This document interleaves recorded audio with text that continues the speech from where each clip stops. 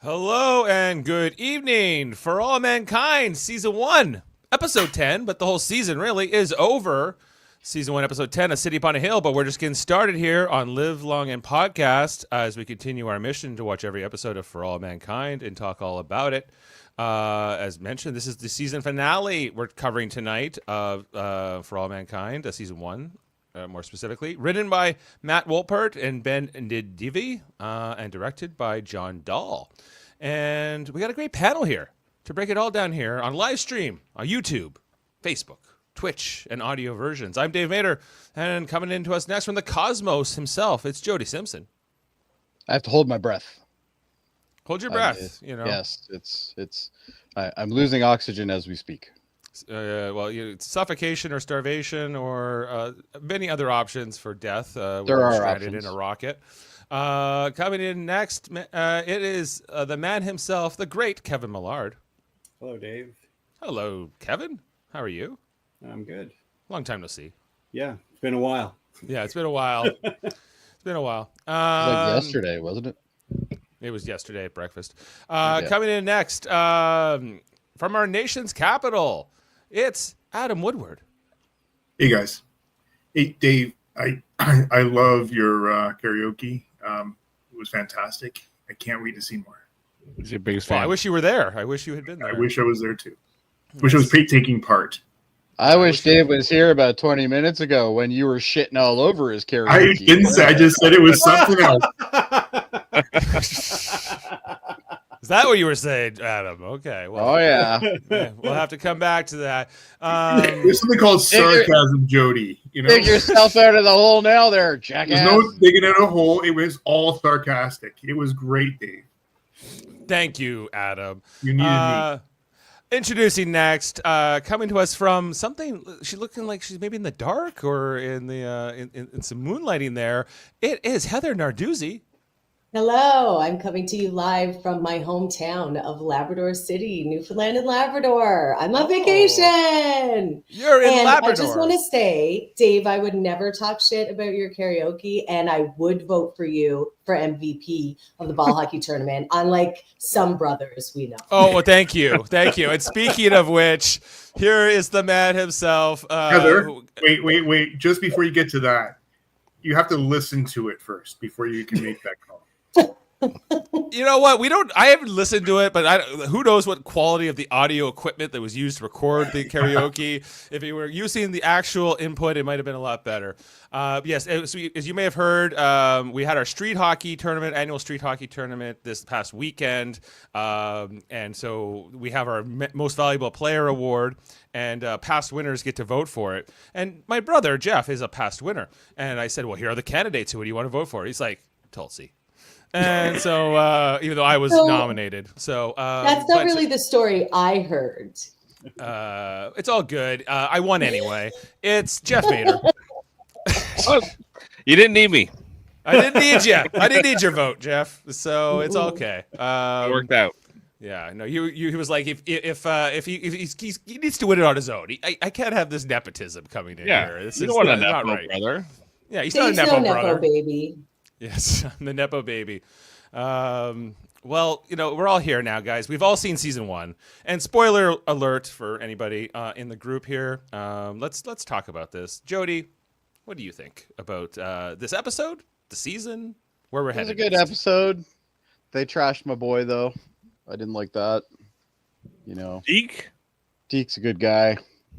Yeah, we lost Deke in this episode. R.I.P. Deke. They trashed him before they killed him, which was good. But past that, I thought it was a good episode. I enjoyed it. Do you think they trashed him here? Okay, that's Well, they definitely took away some of his lovingness that he had, even though it was kind of behind the He scenes. didn't win any more points for you in this episode. I'm He's guessing. a little No. less heroic than he was before this episode. Right, a Yeah. little less heroic. Yeah. Well, Kevin, how about you? Any top line thoughts in the season, the episode as well? I like this episode. I felt really bad for Ellen in that moment. She's about to die and is rejected by the last person she'll ever see. It's pretty sad. And I felt for Pam too, and how shitty Larry was being to her. Yeah, Larry, It's pretty bad bad. Larry. there's a dick. Well, Larry's a bit of a political animal, as is Ellen. And I'm curious to find out what the Russian guy did to the base next season. Yeah, because you see him look back at it as what's his name's taken off. Ed's taken off. Yeah, he does do something, doesn't he? Yeah. Yeah. We'll get to that next season, of course. Okay, I'm just gonna go in like a clockwise rotation here. We'll go to Adam next. And anything you wanted to, This was a get out? very good ending. Two episodes ago, I was Heather. I last week I gave it a 10. I was back on last week. It was good. But number 7 or 8, number 8 and number 7, I was like losing faith in the show. So I was really happy the way this ended. It came around. And Dave, thanks for the little tip on the post credit scene. Yes, I had forgotten because I was like, no, they're going to show us something here, and I'm realizing that why would they play this '80s song at the end of? And they're not in the 80s yet. Yeah. Yeah, they're not in the '80s. I'm like, oh, there must be something. So I'm skipping ahead. I'm like, oh yeah, there is. I forgot in the post credit scene, which is a scene that will come up in season 2, and we'll get to all that. Heather, did you want to say what you thought of the episode, the storyline? I loved it. This episode has everything. Very strong finish for the season. A lot of fine performances. That was very shocking to me with Deke. His immediate reaction of such disgust. Like that scene I found very upsetting, but it was excellently done by both of the characters. And also the setting up how Aleida and her father ended up. Her father has to stay in Mexico. She's lost anywhere to live. And I just thought all the characters had something to do in this episode. And of course, the triumph of the catch scene in space and everything. I love that. I thought that was so exciting. So I really loved it. Great episode. Yeah, I agree. The episode really awesome and exciting action, and these storylines. Yeah, like Deke's reaction to Ellen's opening up to him. I think we're gonna get into that. I think also Margot rejecting Aleida when she says like, "I need somewhere to live," and I don't know anybody, and Margot's like, I can't do it. So I think one of the things I think they really make an effort in the show to do is make these characters not perfect and make them flawed in different ways. We've talked about Gordo's issues and Ed's anger issues and all kinds of different neurotic behavior, I'd say, from various characters on this show for various reasons and motivations, not excusing them, just more choice. you see with Margot in every scene in this episode, she has no idea how to process emotions or other people's. Like she doesn't know how to console Aleida. She doesn't know how to deal with Molly when she comes back. Right. And let's not forget Ed, who we thought murdered someone last week, only to tie him up and torture him and beat him up. So marginally better. Marginally better. He's just that little bit more classy for not killing the guy. He's in international waters. You can get you can get away with whatever you want. That's clearly the current events have proven that. So yeah. Okay. And Jeff, so we see a couple things in this episode. I want to get your thoughts on it, but I always love talking the history aspects of this as well with you and the alternate history of it all. We find out that Ted Kennedy's got Ronald Reagan on his ass, challenged him in the next election. And they're just like foreshadowing that Reagan's going to be president next season. Reagan, but a 70s Reagan instead of an 80s era Reagan. And obviously Jimmy Carter not going to be in the mix, as well. So we're going to get a bit of a different history here. Well, we already have that, but more further diverged. And I guess they were kind of alluding to Reagan being sort of a, I guess how Reagan, I wasn't alive when Reagan ran the first time. Adam but I guess the rest of you might have been babies and young children, but I don't remember him being. They kind of allude to him being more of a Trumpian like figure, kind of a make America great again. No, sure, but he was way more of a well Trump. Like the rest of the world loved him. Like he was very. I mean, this is the era of like who was in. You got Thatcher in England. Here we have Mulroney. I'm talking about the early '80s, and now Mulroney doesn't get elected till like '84. I mean, and no, I know that, but this time of we had that conservative switch happening, right? Mm-hmm. Yeah, and it's I don't know. Like it's interesting to see how that's going to play out. Of course, we get this time jump at the end of the episode. We're going to jump like it's 8 to 9 years. So even if Reagan, I guess, is the next president, we're not going to get to see much of that. Only the aftermath, presumably. But Jeff, what's your? We're just going to yada 8 or 9 years. Hey, yep. Progress. Well, yada. We already do. By the end of the episode, Jeff, it's 1983, a very good year. Yeah, it was okay. Why? Why would you've built this story of all these characters? You've got me invested, and then you're just like, yeah. Well, all the characters will be back. They'll just be older. I get it, but it's just weird. What other show does this? I don't know. Well, and why would you start on such a terrible year? What good happened in 1983? Not much. 1983 was no notable births at there all. were some notable births. Nothing of interest. No wonderful new Pisces brought into the world. Yeah, well, here's I have thought about this too. Like in this alternate timeline, are any of us still born? Because the butterfly effect of time travel, and if the butterfly effect doesn't come to Canada. It's fine. Oh, okay, that's good. So I'm still born. Like like nothing about the moon landing and all this space race stuff affects Jeff and I's parents meeting in like 1978 or whatever, and like still going. Nothing really happened like dramatic in all this, like to the rest of the world. Yeah, I guess not. Like your parents met after I was born. Yes. Wow, I'm old. Yeah. And like I guess like there just being this different history, different presidents, different events, like different. The answer to your question is no. We probably would not be alive. None of us would be alive. No, because everything would be different. You know who else is not alive? Deke and Harrison. Harrison, he was already dead. Is anyone else dying? I missed him last week though. I wasn't here to discuss his death. R.I.P. Harrison. R.I.P. Harry. He went into the plume. And, Can I say a quick death compared to Deke though? Can I say I thought this was the best episode of the season by far. I thought there was things in this episode had stakes. There was like a great moment at the end. I was interested in how are they going to solve the problem, because they didn't feel like they were going to. Like it wasn't like, oh, boop, boop, they got some nerds in the back room and they figured it out. Like no, it was like the people. Yeah, people in like Ellen figured it out, and they went for a Hail Mary pass and it worked. But like I like you kind of mentioned it earlier, but the thing is, people are not all heroic and perfect, or they have flaws. Like some people are shitty sometimes, and they have prejudices, and they have certain things they think. Like Deke, I don't think necessarily disapproves of the fact that she's gay. Mm-hmm. I think that was my take on it too. He doesn't like. He disapproved with the fact that he felt that she compromised everything he'd worked his whole life for. And and NASA as an organization. But why?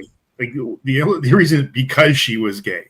Yeah. Yes. No. Yes. Yeah. Well. Yeah, oh yes, because she was hiding. Because she was hiding. She was gay. That's not. But she, if she wasn't hiding it, she didn't hide it. She wouldn't be in the program.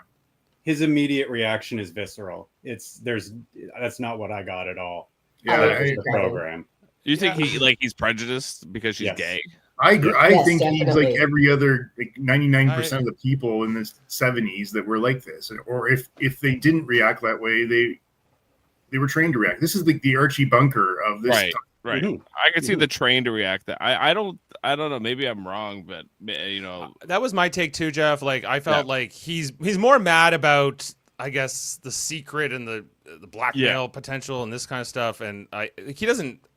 say these things that are right up prejudice because of that or that judgment. But I don't think it even occurs to him. It's completely like he's completely blindsided by the revelation. Well, you I didn't get do it. think though that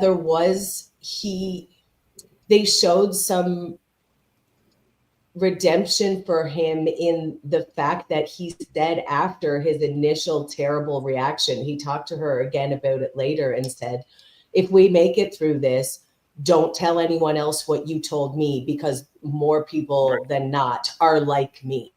Right. There's too many people like me. You in the know, world. so I think he did regret the way that he reacted and that he hurt her, but truly that is how he felt. The other thing too, That was my take.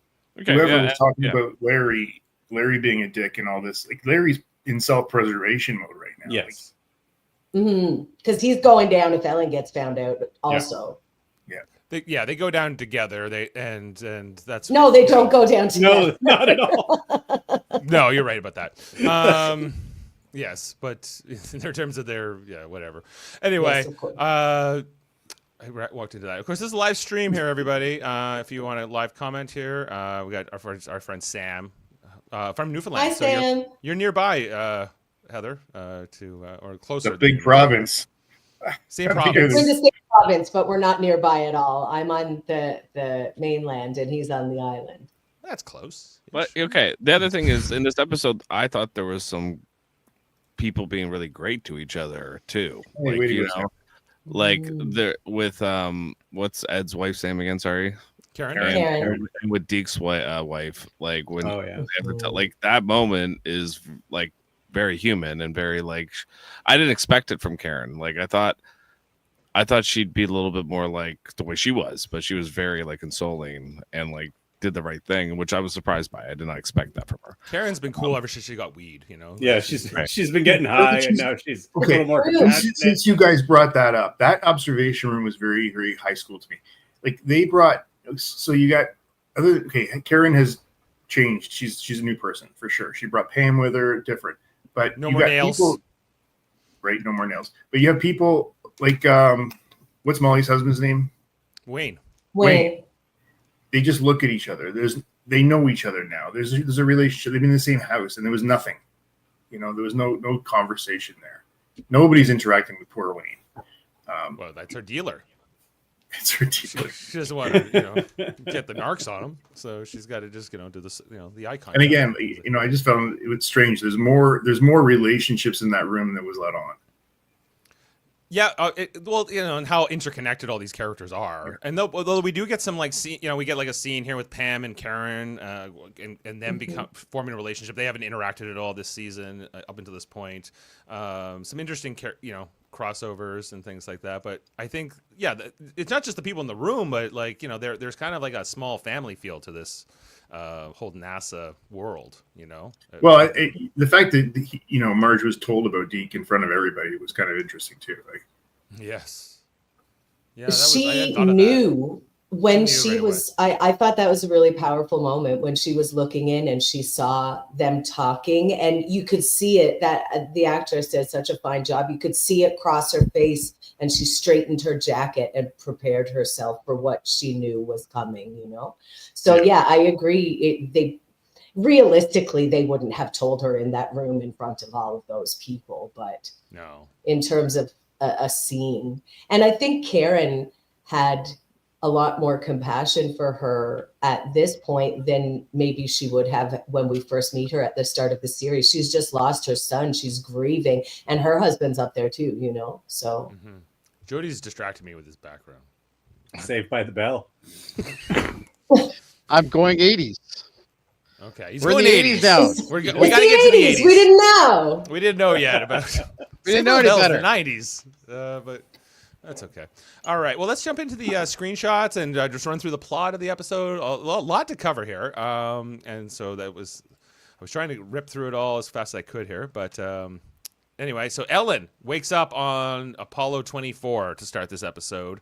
Well, she's kind of unconscious to start. The beep in, the rockets are firing.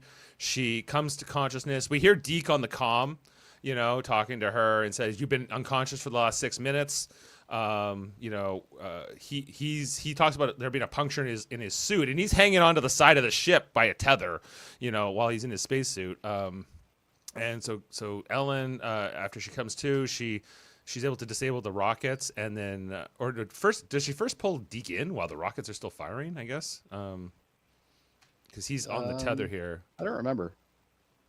Yeah, so she's. I have to tell you all, I'm staying with two of my friends, and they were getting ready to go out and do something while I was rewatching the episode right before the pod. So I was listening to, I'm sitting here watching it on my laptop, and they're also in the room, but they can't see what's going on. So Ellen is trying to pull Deke back into the ship, and she's grunting and he's grunting, and my friend goes, "Is this show a porno?" Maybe. I said it certainly sounds like one right now, but no. No. Yeah. So Deke's having a wild ride here. You could say. On the side of the ship. Yeah. Well, he's pulled in here by Ellen. And he eventually gets into the ship. They're able to repressurize the cabin here. This repressurization happens very fast, by the way. But I guess it's TV movie magic. I think it takes maybe more than 10 seconds to fill the room with air, but perhaps I'm mistaken. Anyway, so Deke is back in. They get him in here, but he is hurt. He is bleeding. He has got a puncture in his abdomen, I suppose, and not good. I couldn't help almost Klingon blood. I couldn't help but think of Star Trek 6 and the floating blood. Here, Klingon blood. That looks really reddish, cool, pinkish as ever. Yes. Deke is. Yeah, she pulls out I think from in here and. Tries to stop the bleeding, but he's having a rough time. As they are hauling ass in this rocket, still to the moon, not quite on course. They're able to disable the rocket finally. You see here when the rocket stops accelerating, and Deke's, I don't think that made him be in less pain when that G-force changed here. But they eventually both adjust, and they're trying to get on the comm. But the communications are not working. They can't reach Houston. They can't reach back home, and they are stranded. And Ellen is just looking out the window. Deke and Ellen not doing too well here. And that is our teaser section of the episode. Getting into it and into the credits. And so we start here with another one of our White House tapes from President Edward Kennedy. Is there any hope for any sort of rescue, he asks. Harold Weisner, the NASA administrator, who we all love and who we've almost learned his name this season. That is unclear at the moment, Mr. President. He goes, "What the hell happened up there? What the hell happened up there, Harold?" I'm not a good Kennedy guy. Well, sir, it's we're going everything in this, but Kennedy's saying, get this shit going, here. They're trying, Weisner's trying to explain the science to President Kennedy. And he doesn't really understand it. Could this be some kind of Soviet sabotage? Maybe it was. I don't know. It's plausible based on the events of this episode, perhaps. But they don't have any evidence of that. And what in the goddamn hell are you saying, Harold? It's complicated, sir. No, it isn't. You've had 3 goddamn accidents in as many months, he says. And what kind of chicken shit operation are you running down there? I don't need this right now. I got Ronnie Reagan up my ass. Have you ever had Ronnie Reagan up your ass? Anybody? No. Ted Kennedy you don't want me up my ass. Let me tell you. We should all remember that when politicians say they care about things, this is what they care about. True. There are people stranded in space, and he's like, "The next election is coming up." Yes, right? That's all. Yeah, that's right. Politicians primarily care about those things. They say they care about other things, but that's really what it is. His whole America was better way back when thing. Him and his whole America was better way back when thing. What does he even remember way back when? This is what I was talking to, the illusion to make America great again, the MAGA Trump thing, and I guess trying to draw that parallel. But I think Reagan being a much more popular politician. But remember too, he was an actor. He was the Gipper. He was the Gipper. Do it for the Gipper. One for the Gipper. He was governor. I don't know. Was he governor of California? Yeah, he's from California. Right before he was president, in our timeline, I guess. Or because this, or I guess how long had he been governor of California in 1974? I think I'll like 5 get you all years. that. Yeah. Because he was relatively, I guess new in the scene, but I guess It wasn't like 1 year. It was like many years. He had been governor. yeah, like 2 terms, I'm assuming, or something Yeah. like that, right? Yeah. Yeah. Okay.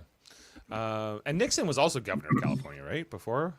Yeah, like there's actually you can actually watch a debate with Robert F. Kennedy and Reagan in 1968. They had like a debate. It wasn't like for the it was like I watched it. It's really cool because like they both one becomes president, the other one would have been president, and it's like you get a good idea of where both their heads were at, and then it's like Reagan's man, he's not even president for 12 more years, like. Right. Ronald Reagan, the actor. The actor? Who's the Secretary of the Treasury? Jerry Lewis? Yeah. And all this allusions to stuff happened at the time, the Depression, Vietnam, like all this turmoil in the world, You get those astronauts back home. You hear me, Harold? And that's where that ends. And then we go over to Jamestown, where we see our friend, the cosmonaut. We'll find out his name is not Ivan, but Mikhail, as he is now a prisoner of Ed Baldwin. See, he didn't kill him, guys. He just suffocated him, potentially could have killed him, and is now torturing him and abducting him. So Yeah, Ed's a much more stand-up guy than we thought. Yes. It was only attempted murder, so We also found out that he's there because Ed laid a trap. Right. Ed disabled his vehicle. Ed So disabled his. Right. Oh, so when he was coming up that elevator, is that? Yeah, okay, I didn't put that together. He disabled his vehicle, and that's how the cosmonaut got stranded in the first place. And that's why he came to the base. Yes. Because The weirdest thing is the part that he hands back to him when Ed's leaving is it looks like a turbocharger. So I'm like, why would they need a turbocharger in space? But anyway, that's all there is. So he wants Ed wants information out of Mikhail, but he doesn't want to get him. He wants to know what that thing he found was in the mine, but he's not giving any information over. He's loyal to the fatherland and to the CCCP, I suppose. So Ed's like, okay, well, we're gonna get some answers out of you, but it's Ed's a little unhinged. He's starting to come out of it. He'll be okay. he is. But you know what? He looks really hot in this scene. Well, he was going for it. But he just say Heather likes the crazy ones. Yeah, right. Crazy and dirty, like when Gordo was up there. Yeah. Yeah, I know. It didn't work, Oh my so God. you know what? Space You're madness. right. He did. I did find it Space more attractive when he madness. started to lose it. Yeah. Okay, but well, that's a different podcast. So let's carry on. Yeah, let's carry on. I'm not sure we're qualified to actually comment on that. But this makes the Americans like Ed in this scene makes the Americans look very paranoid and uneducated. Even the fact that he said, "Oh, come on, all you Russians know how to speak English. Like, why don't you guys know how to speak Russian?" Because he doesn't. Yeah. I don't know. He's not answering questions. He's giving them. So Yeah, he's the American here. Duh. he's the American, guys. Like, let's all remember, okay? They don't have to who's learn in nothing. charge here? Their moon. It's their moon. Yeah, he's talking about what are you doing in our base? He's like, wait, it's the moon. It doesn't belong to you. None of this. We were on the moon first. Does that make it ours? Anyway, so 'Cause it wasn't until U.S. got there. we see that Apollo 25 comes back in the next scene. Tracy, Molly, and that other guy who I don't know, and they've. This is funny. They're celebrating this return and everything. Margot doesn't let them have a minute. Yeah, Yeah. She's right back. She's like, okay, So- good. We Moving know. on. Yeah, they're all relieved. Ooh. But yeah, she's like, get back to work. We catch up here with Ellen and Deke, where Ellen is stapling his wound shut, I guess. Okay, so I got a problem with this. Okay. All right. Number one, I get the idea of stapling them. Totally makes sense. Okay. However, later on, you see he has a massive amount of blood coming out of his internal bleeding too, right? And and he's got a massive amount of blood coming out of the puncture area. It's like, I'm almost positive if you have the ability to staple them and have a medical staple, you have the ability to put some gauze on top of that shit too. And on top of that, I don't think it's going to leak out that much after you have stapled it shut. Like, it's just, he had like a ton of blood there. It's like, Right. I don't know. Well, I don't get it. I defer to you on this, but Well, you shouldn't. Well, because I I'm thought it was definitely not funny when professional. she looked and there's all this blood and she said, must be internal bleeding. And I'm like, that looks pretty external, babe. Yeah. I think she might have killed him when she stapled him shut like that. Honestly. Yeah, maybe she actually like hurt him. Yeah. Maybe. Well, she maybe. killed him when she told him she was gay. Well, Yeah, that, yeah. So Broke his that's heart. when he started That's true. bleeding. that's He what- was- He died he from was homophobia. He was alive until just after that. You're right. Yeah. Exactly.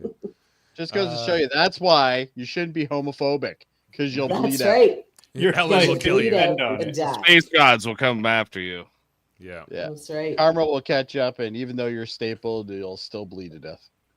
All right. It's Pride Month. Let that be a lesson to you, homophobes. Yeah, that's right. So they decide that they're going to keep going here to the moon after they kind of get Deke's wound settled, sort of, at least temporarily. And they decide to drop the cargo, so they're bringing their little ship out of the rocket. I'm not using the best terms, but you get the idea. And You broke your little ship. You broke the little ship. And the little ship comes out of the big ship, I guess. And so that was a cool sequence. And I always love the space stuff. We catch up with Aleda next, who's looking at the, she's grounded, remember? Oh, Leda. This the tail. Jeff's of favorite Leda. character. Jeff can't Jeff's get enough of this favorite. storyline. Yeah, he's like, what's going on with Aleda? I need to know. Well, she's waiting. She's at home, grounded by her dad. But then she gets a call from her dad, who of course was arrested in the last episode. He had a hearing, and he's telling Aleda that he's getting deported back to Mexico, that he doesn't know what to do, but she can stay where she is with this. I thought they were living with like family, but they're not. These people, I guess, they're living within the apartment or just other. How unrealistic is this, though? Like, I didn't see a single ICE agent. There's no riots. I don't get it. Right. Just Well, don't get it. how fitting is it? I thought that this stuff is happening in this episode with the current. Yeah. Hollywood putting a spin on it. Oh, jeez. Yeah.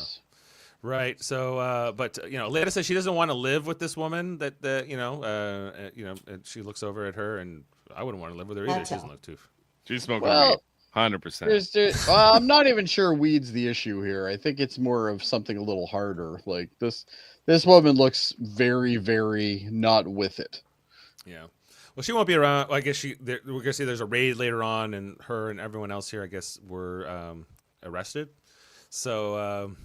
Yeah, we'll see. Leda will be banned, but she wasn't. She wasn't how too old is keen. Leda supposed to be? Sorry. 12 You're right. I think, Yeah, I think we figured out she's 12. or 13, maybe 13. She doesn't Uh, look 13. Yeah. No, she doesn't.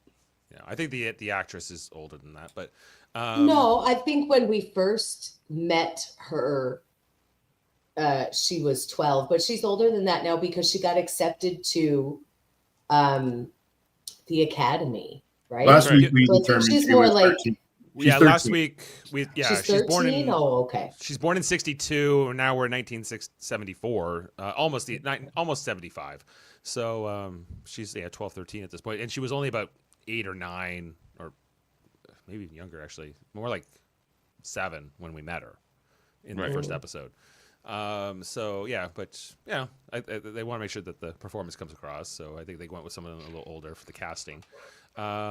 They talk about Harrison having passed away. We see this press conference back at NASA as we transfer. It's Buzz He Aldrin. didn't pass away. He got barbecued. Well, he died, but Well, I was I being guess. nice. Okay, he got incinerated. He got Bro got cremated. incinerated hard. He got cremated alive, I suppose. It was fast. And so this is Weisner and Buzz Aldrin giving this press conference back at NASA. The press wants answers. Of course, remember it's Christmas time, and they're trying to talk about when are the astronauts going to be back? What's happening with Apollo 24? But we can't tell you much. We can just tell you we're working on it. But there's a lot of pressure here on the administration. We saw that with the Kennedy call and Weisner, and now this. We got to get these astronauts home. We then come back here to Deke and Ellen, whose ship is just flipping over and over again. Since it came out of the module, I guess they're trying to figure out how to boost their rockets to get to the lunar orbit, but they know that this is going to be. They have to slow down. They're already going fast enough, so they need to slow down enough to go to get back into lunar orbit. And they have to get down to a very specific speed, which is like 36,000 feet per second or something. And 35 something. Yeah, 35,000 feet per second, and it has to be exact. It can't be close enough, I guess, or it's just the math doesn't work out. So they're doing it, but then they decide to go to manual control to try to give themselves a better chance at it. Deke's worried about it. He's like, if we run out of fuel, we'll be dead in the water. And that's kind of effectively what happens here, is that they try to do it through manual flying and bursts. He was already dead in the water.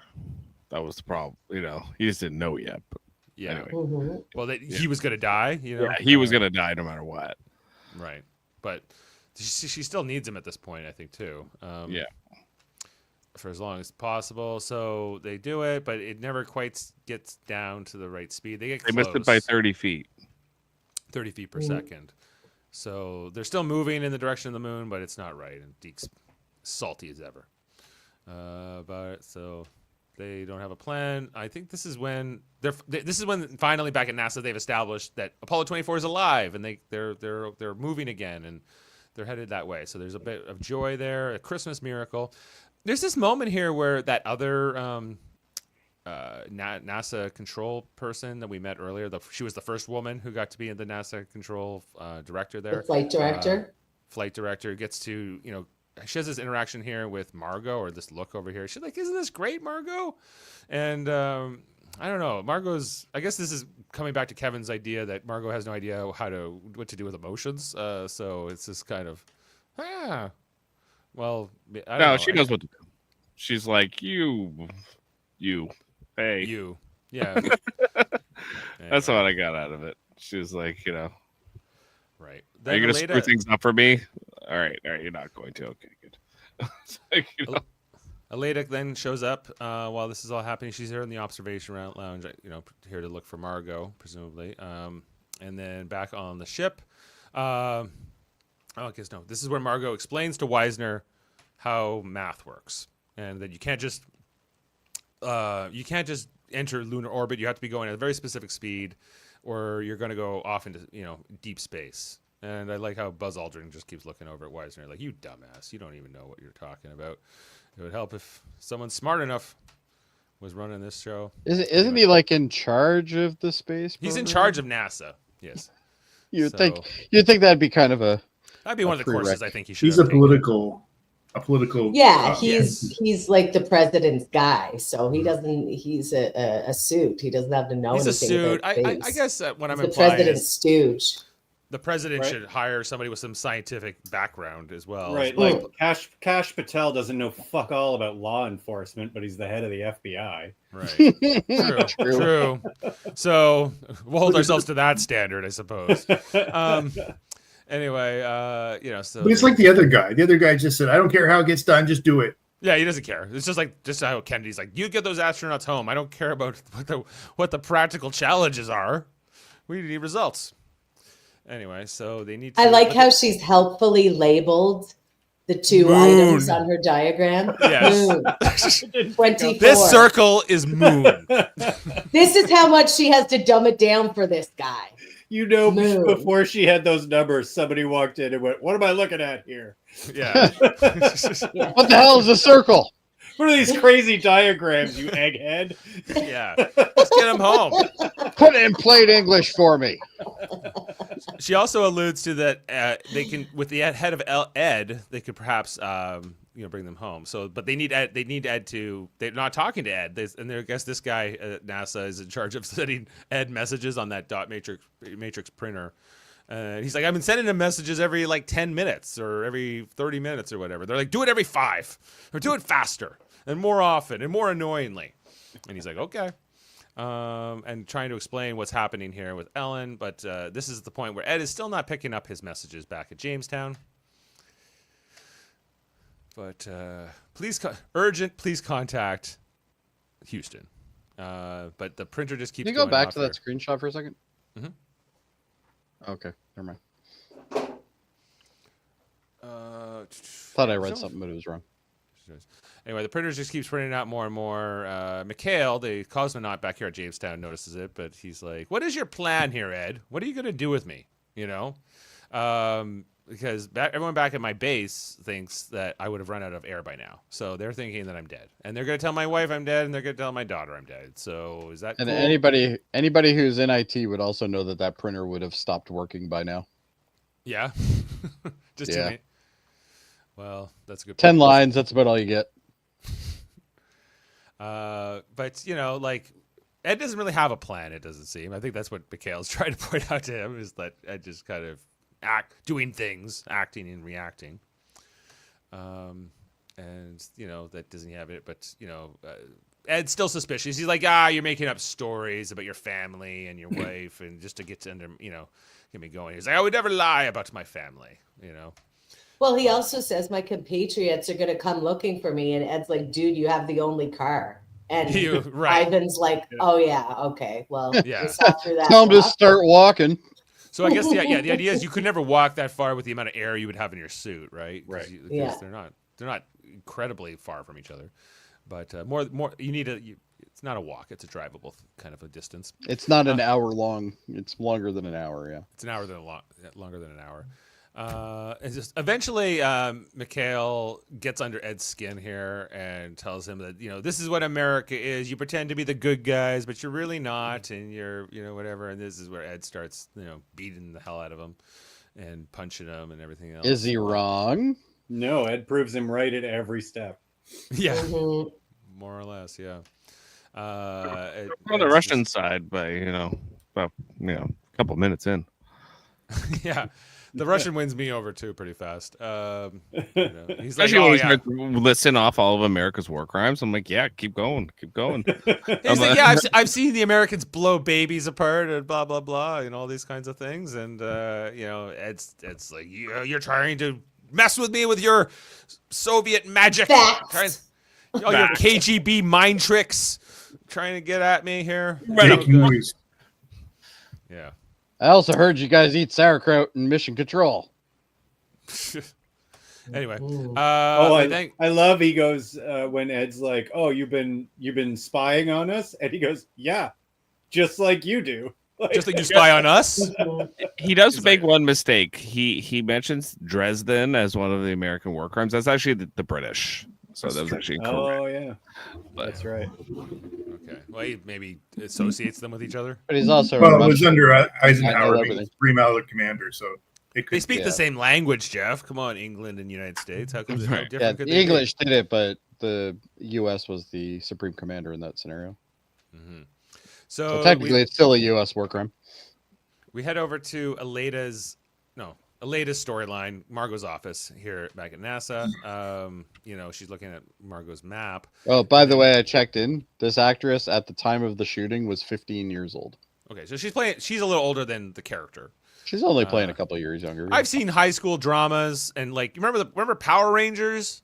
They were like 32 when they were playing. Remember Beverly Hills 90210? They were 32. I was Right. just gonna say Beverly Hills 90210. Even Saved by the Dylan Bell. was like 45 years old playing an 18-year-old. It was crazy. How old was the guy that played Jack Crusher in Picard? He was like 32, and he was supposed to be playing like an 18-year-old. I was like, Yeah. no. And I'm like, British people always look older than they are. Anyway, so it's all the that's my rain. thing. It's all the rain and lack of sunshine. Anyway, so Aleda's here in Margot's office. Startles Aleda, but then or Margot, but then she's like, "Oh, I heard about your father. What's happening with him?" And she says her father has been sent back to Mexico, and she has nowhere to go. And Why is this kid allowed to run around all of NASA and nobody stops her anywhere? I guess Margot gave her some kind of a They all pass. know her by now, and she comes for tutoring and lessons with Margot and everything. Right. So Yeah, I guess. Don't you think though the Margot's FBI probably might have- got her some sort of like security clearance, so she's yeah, allowed. but I feel like the FBI might have put a stop to that. Based on the fact that they kicked her In father. reality, yeah, that's they probably would have said. Well, they probably would have tried to find his daughter and then get her. Well, I think they did. Well, they were trying to find her, I guess. Yeah, they raided the apartment, but they gave up, I guess. But maybe that's why she goes on the run here by the end of the episode, because she knows if she went with Margot, they would. Well, the last scene you see her in, she's walking down a street that looks like Mexico. So I'm not totally sure. I don't think it is Mexico. I think it's just meant to be a part of Houston, maybe. That's maybe a little bit more Mexican-esque, but anyway, but. So she's talking to Margot, and Margot's like, okay, not really paying attention. But then Elena kind of hits her with this bombshell, like, could I come live with you? And then, Margot is not ready for that question. She's like, the short answer is no. She doesn't, she gives too much to her life and her career and everything else, and she can't possibly. The coldest thing she says to her after this is, "You'll figure something out." You'll figure it out. Something. Not we'll figure something out. You'll figure something out. You'll figure something out. And this is a child. This is a 12-year-old child, Margot. Like, I agree with you, Kevin. Maybe you can't have her come live with you, but you could certainly help her. Yeah. Margot has no like, whoever said You'll at the beginning, figure it out. She's got no social skills. All she's ever done is this. She's done her education. She's done this, and she's got huge hate issues for von Braun and her father. Yeah, like her whole she doesn't have a lot of personal connections outside of she doesn't have a lot of friends, right? Like Elena's like her closest friend. It feels like now. Like it used to be von Braun, and even then she's like, no, I'm busy with work. Sorry, not convenient. I guess. You're almost like asking to become like a surrogate mother, and I think that freaks out Margot here too. That she's just overwhelmed by that prospect, and she's like, no, and she kind of sends her away, in the nicest way. Well, we see when she sits on the couch to console Elena, it's so awkward. She's just like, there. Yeah. Pat, Pat. Is this what people do? Not a lot of Nice. warmth. Yeah. Not a lot of warmth there. She's a bit of a robot, that Margot. And She's a damn fine scientist, though. She is. She's good at what she does, but not at everything in life, as is the case with many of these people.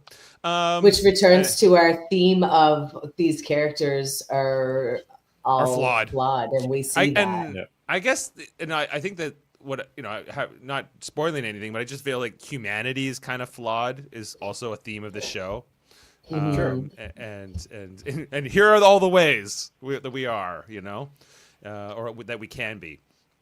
But all the ways we can be amazing and all the great things we can do too. And so we see here that Leda then goes back to the apartment she lives in, but it's got this Department of Justice, DOJ, like immigration sticker thing slapped to the door to say that they've raided the apartment. Do not remove. So Leda then doesn't know what to do. She decides to crawl through the window of the apartment and come in. And we see that we saw the apartment earlier, when people were all in it, and now what it looks like, and it's quite the scene here afterwards. Why are they going through the fridge? I don't know. They were thinking people would hide it. What are they going to do there? They're hungry. They were hungry. I think it's interesting that they go through the fridge, but they don't look under the mattress. Yeah. Well, they're not going to eat anything that's under the mattress. Yeah, but they tore all the stuff off her wall here, but not all. Well, some of it, it was kind of a strange thing. Yeah, I see one of their little rocket ships is still. Well, I think it was anything that was resembling stuff that was stolen from NASA, right? Right. I think just in these kinds of raids, the cruelty is the point. Like, it's not really, there's no rhyme or reason to what they're ripping off the wall. They're just destroying shit to destroy shit. Right. Well, I wouldn't disagree with you with that. Yeah. The phone rings while she's there, and it's her father who's been trying to reach her all day, and she explains to him that the whole apartment's raided, that that everyone's gone, and he tells her to grab everything you can and get the hell out of there now, because they're gonna try to come back and never go back here. And he wants her to come to Mexico, and he's gonna try to send her money so she can get there, but she doesn't want to go. That she can live with Margot. She lies to her father and says, "Oh, well, Margot said yes. Miss Madison said yes. He's like, that's great. So he's happy that she can stay in America, but he's sad that he's separated from her.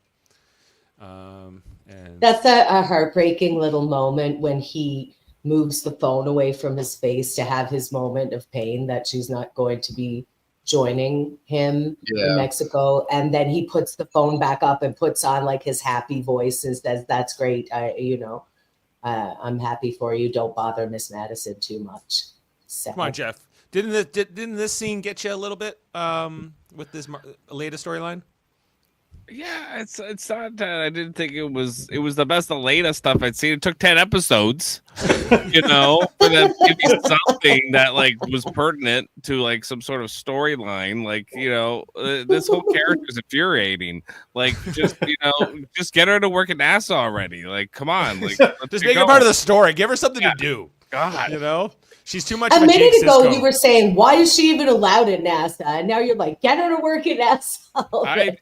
Make it 1985. I don't care. Like, 83. We're going to go to 83. Wesley Beat the Russians at sending children into space. Yes.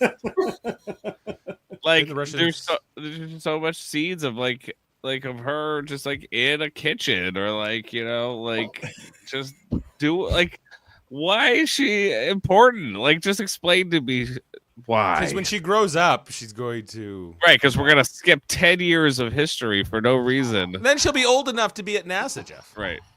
Yeah. Okay. They'll do a little bit of a That's why she has to be 12 years old right now. I'm kind of looking forward to our next podcast because they give us like kind of at the beginning of every season, they're like, this is everything you missed between time jumps. And they give us like a montage. And so we'll unpack all that next time. But... Anyway, Leda, as she's getting out of there, she grabs some clothes. Then she grabs that letter from under her mattress from the school. Okay, and gets out of there. So we're gonna catch up again here with Ellen and Deke. Is this where they're like talking about death? Yeah, and that here they could it suffocate. comes. Here it all comes, and they could suffocate and everything else, and then.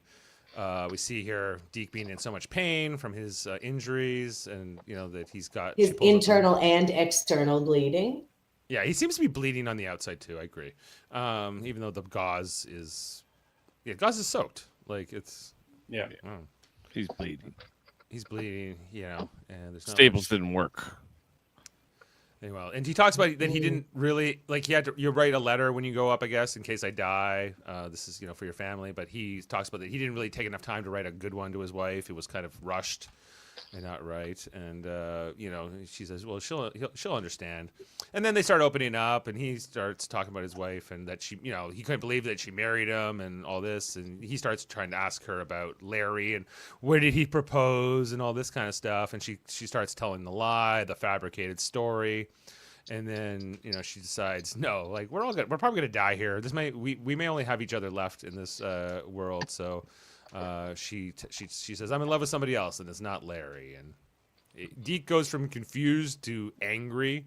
Well, who wants to be? Well, he laughed. First, he laughed. He thought she was joking when she said it was Pam. And he goes, the bartender, and starts laughing. Right. Here he is. Oh, look. This is the last minute that I truly love Deke because I was so upset and disappointed by his reaction. Yeah. And she's like, no, really, I mean it. And then to make him do this too, to make him laugh, and then this immediate turn it's heartbreaking. Yeah, it really, sucks. Really is. No matter how you look at it, and he's just like, she's like, I'm sorry I said things. He's like, so am I. Why did you tell me that? I want to be lied to. I want the fantasy. And how he immediately, like, physically, even though he's bleeding and he's, torn apart, he physically is repulsed, and he moves his body away from her, and she moves back to her seat because they were physically very close when she told him. I noticed that too. Really visceral reaction, as Kevin said earlier. Do we think that Gordo or Ed would have reacted the same way? I don't think so. Because they're I don't think Ed wouldn't. No. I don't think Ed would. I think Gordo would either. Guys, just hang on. Ed was born, not Ed. Deke is like last week. He's born in the 20s. Yeah. You know, Yeah, this would be like our grandparents, Jeff. Like It was Yeah. the 20s. We didn't know any better. That's what I'm trying to say. He's a World War II generation kind of Right. guy. You know, What did remember when you asked our grandmother about Caitlyn Jenner, and she was like terrible. You know, but my point being, like, whether you like it or not, this is exactly what you would have got. And if they had done it any other way, it would have been. it would have felt not authentic. I think. Yeah. Yes. Oh, I agree. It was still really sad. It's still sad. Yes, still sad. Yes. Speaking of sad, let's talk about Karen. Uh-huh. Who's it's still mourning Shane's death, of course. And Can we notice that she does have a new phone because Ed broke the other one? Remember, he ripped it off the wall and threw It it was a around. green She has a red phone. And then he went now. to It mow was the green, lawn but- at night. Yes. And she kicked him out to mow the night lawn. Right. He's the night gardener. He's the night gardener. Like If anybody fucking runs a lawnmower at 11 o'clock at night in my neighborhood, they're gonna get a fucking earful. I can tell you that. night gardener. Yeah. And so we thought when Karen was at the hospital in the previous episode, like one of her nails came off, right? And then she takes them all off. And here she decides to take them all off. And I guess this is, symbolizing Yeah, her that this is a pinky's new already Karen. gone. Your pinky's already gone. Karen is kind of shedding her skin here in a way, right? Becoming this new version of herself. Saying fuck it to the rules, fuck Yeah. it to keeping up appearances. Like, what's the point?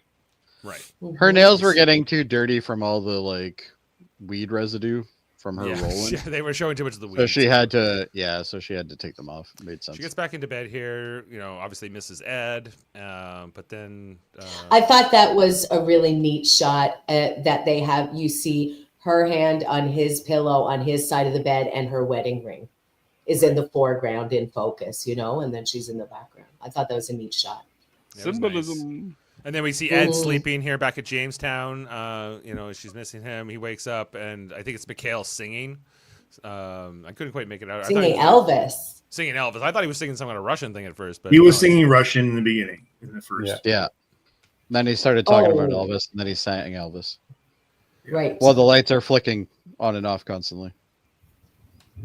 And so he's like, the lights are flicking on and off. He's trying to. Well, and figure it Ed's out. trying to figure out the lights, and the guy's Then like, Mikhail's talking about music, right? He starts talking about Elvis. He's like, Elvis was a band in Russia during that, the 50s, I'm presuming, when Elvis was blowing up, and he was going to corrupt American youth or whatever, and that you could get like bootleg copies of his music back in the day. On X-ray film, have you ever seen? I knew about that as well. Have you ever seen photos of it? Really, really cool.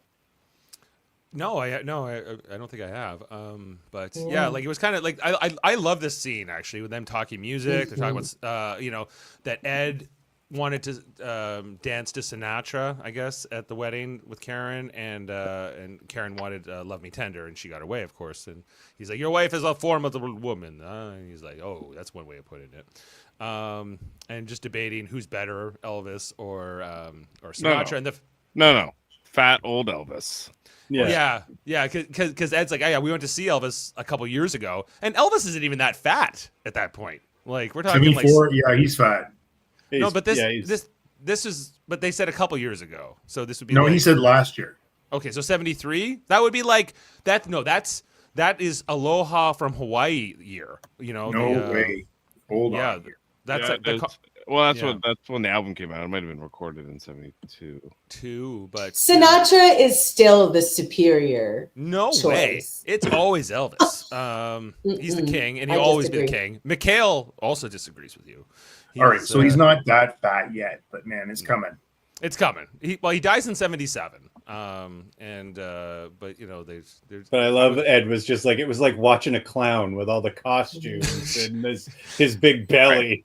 And he was like, you Americans, you always want something new and fancy and shiny, but Elvis is always the best. And your dishwashers. Yeah, and your new Elvis Presley. And your new Elvis Presley. He was fat in 74. 73, he was still okay. Okay, so it was happening, but he wasn't like 50s Elvis, that's for sure. Mikhail was right about all that Americans being bad guys and war crimes and everything else, right? So I think he's right about this too. But you also have to remember this is an alternate timeline as well, so maybe Elvis was really fat. at that Maybe point. Elvis got fatter sooner because he was depressed about the Russians getting to the moon first. Well, I think Maybe. That's the butterfly effect. I would depress Dave, Elvis. you're saying about Russians or sorry, the American. He was all right about the American war crimes, and he's got a big shiner there that Ed gave him. Yeah, he's already been tortured and beaten and abducted. Yeah, but with the with Elvis could have been also depressed about Nixon getting voted out. Elvis went to Nixon when he was in the White House. He's like, I want to work for you in the CIA, and I want to help gather things for the Cold War. Like Elvis was a little crazy too. Anyway, so we see that the lights here are blinking all the time, and it's Mikhail who figures out that there's a pattern, an SOS, and then finally Ed is willing to look at his printer. It's and goes, "Oh shit!" And it says PC load letter. What the fuck does that mean? Yeah. Where's IT? Why aren't they here on the moon with me? Because there ain't an IT guy in the world that's going to be supporting that. So finally, Ed goes on the radio here, and he talks to NASA Control. He gets Danny and Gordo. I love Danny's outfit here. Really lovely. Yeah, it's nice. Nice, consistent color. Yeah, if you're hanging out in Mr. Rogers' neighborhood, I guess. So Ed, we need your help. So then we cut away to Karen, who's gone to the roadhouse, the outpost. The outpost. The outpost.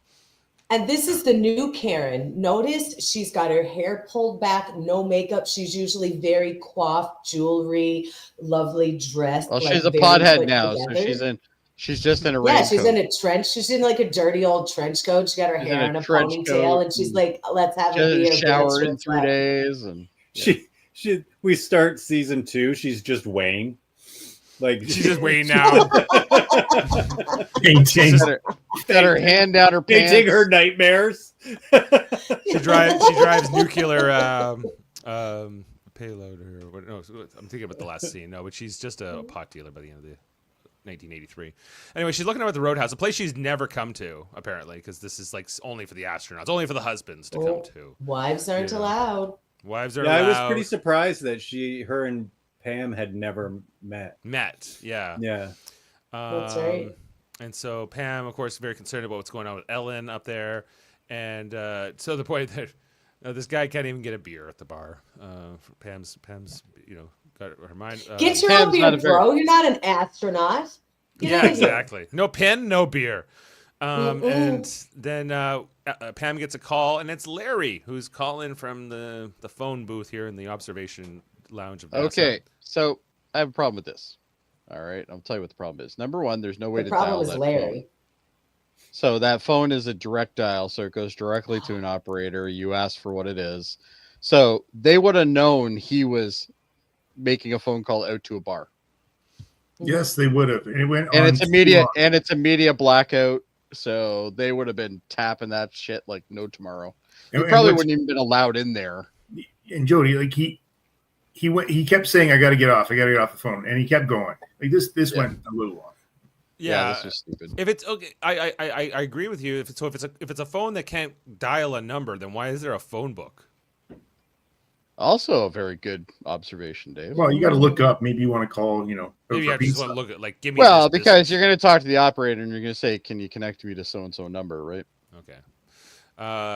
So yeah, Larry's trying to give her information about Ellen, but he's like, I can't tell you all this, and it's a secret, and you can't know, and it's media blackout. It has to be this way, but I'll tell you when I can tell you, and that's he's. Well, we're also missing the extreme obvious thing. This phone isn't broken, so therefore it doesn't actually exist. Because if it did exist, Ed would have already broke it.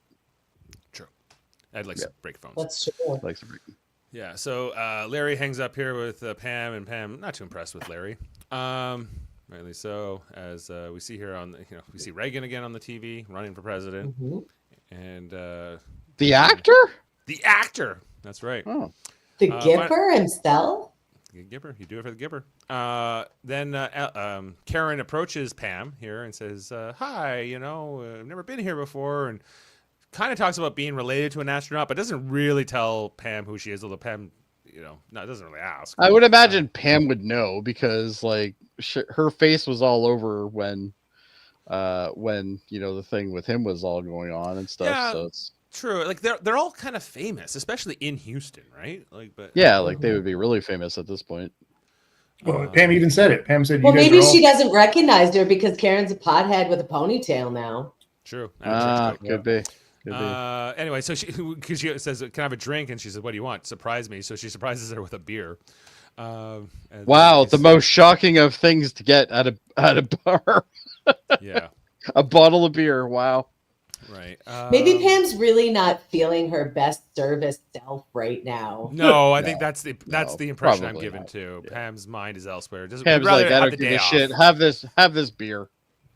You know, And then, I think this is such a great scene where Pam says, you know, some people don't have the luxury of, and then cuts herself off because she realizes she's about to give away too much, you know?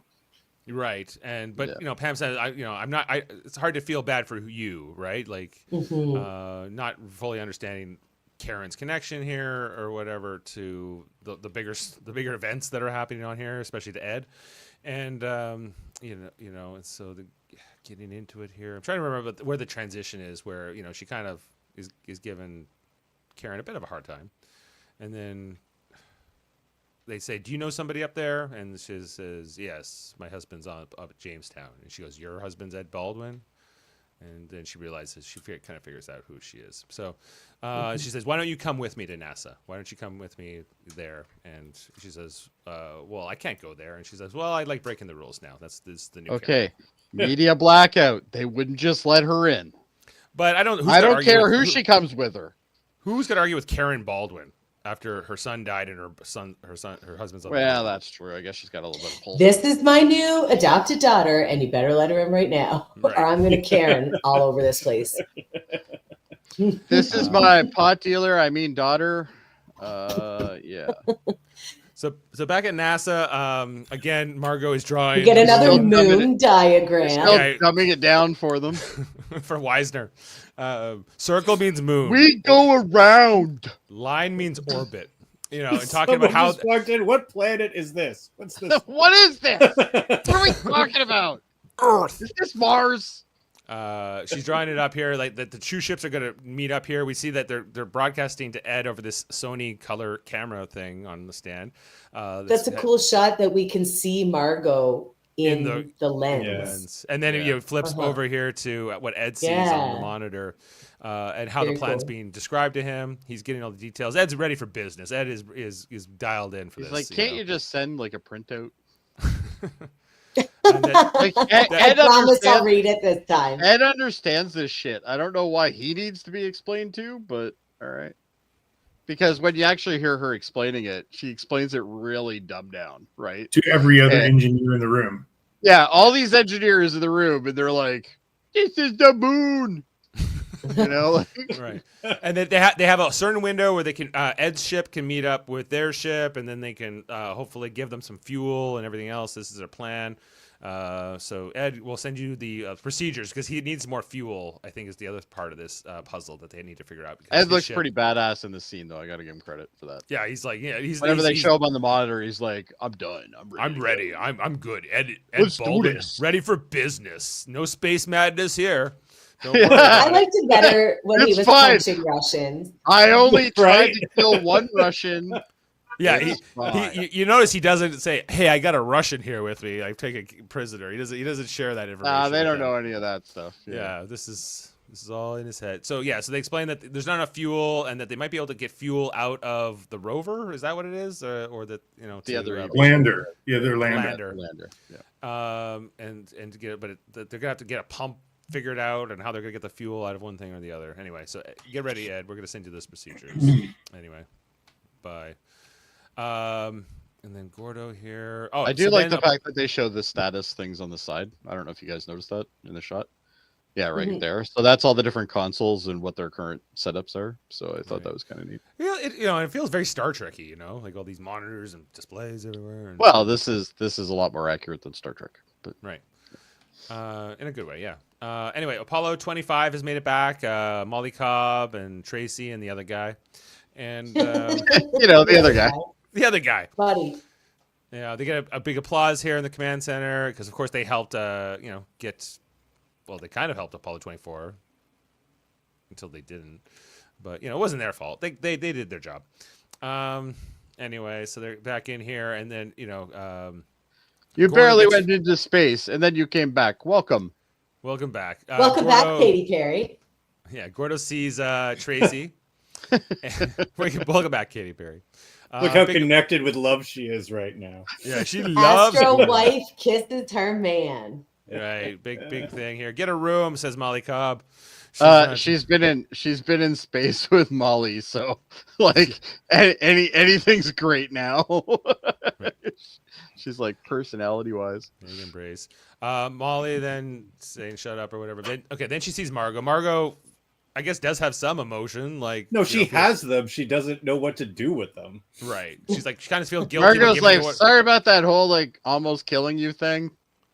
Yeah, sorry, I gave the order to abandon you in space and everything else. It was the right order. Molly doesn't care. Molly's like, I would have given that order too. Like, you made the right call. Yeah. It is It's the right not, call. it's not your fault, Tracy, and all the rest of them disobeyed you, and you have no authority. And Ed's got space madness and he's killing people. But I'm whatever. sorry I did that to you, but I wasn't expecting to see you again. Yeah, I wasn't expecting to see you. This is awkward. It's another chapter here in the Molly Margot story. We'll follow this. I think the going two on of them are going to end up together, here. Wouldn't that be something? Don't tell anyways, Deke. or a Deke. three-way with Wayne. I don't know. Maybe a I'm three-way. not touching that one. Okay, so then back Oh, here. he will. Up here in the observation lounge, we got Gordo and Tracy, still continuing the kiss. And Gordo Yeah, gives don't worry her- about it. You only got this big important thing going on. No, it's all good. Don't worry about it. They can have a moment. They haven't seen each other in a little bit. And he gives her his astronaut pin because I guess you have a silver one before you go into space and a gold one once you have been to space and back, which she now has. And And the gold was one, very and the sweet gold one moment. has a diamond in it. Yeah. yeah, this is a nice moment here. Gordo, he's an okay guy. I told you guys, right? I'm coming around to Gordo. He's not perfect. He's made some mistakes, but He's trying to reform. I'm Yeah. waiting for the fall, though.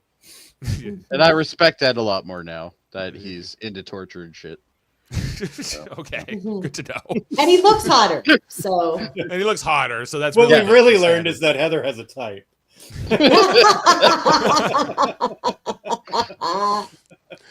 I like him okay. in space and toxic as hell.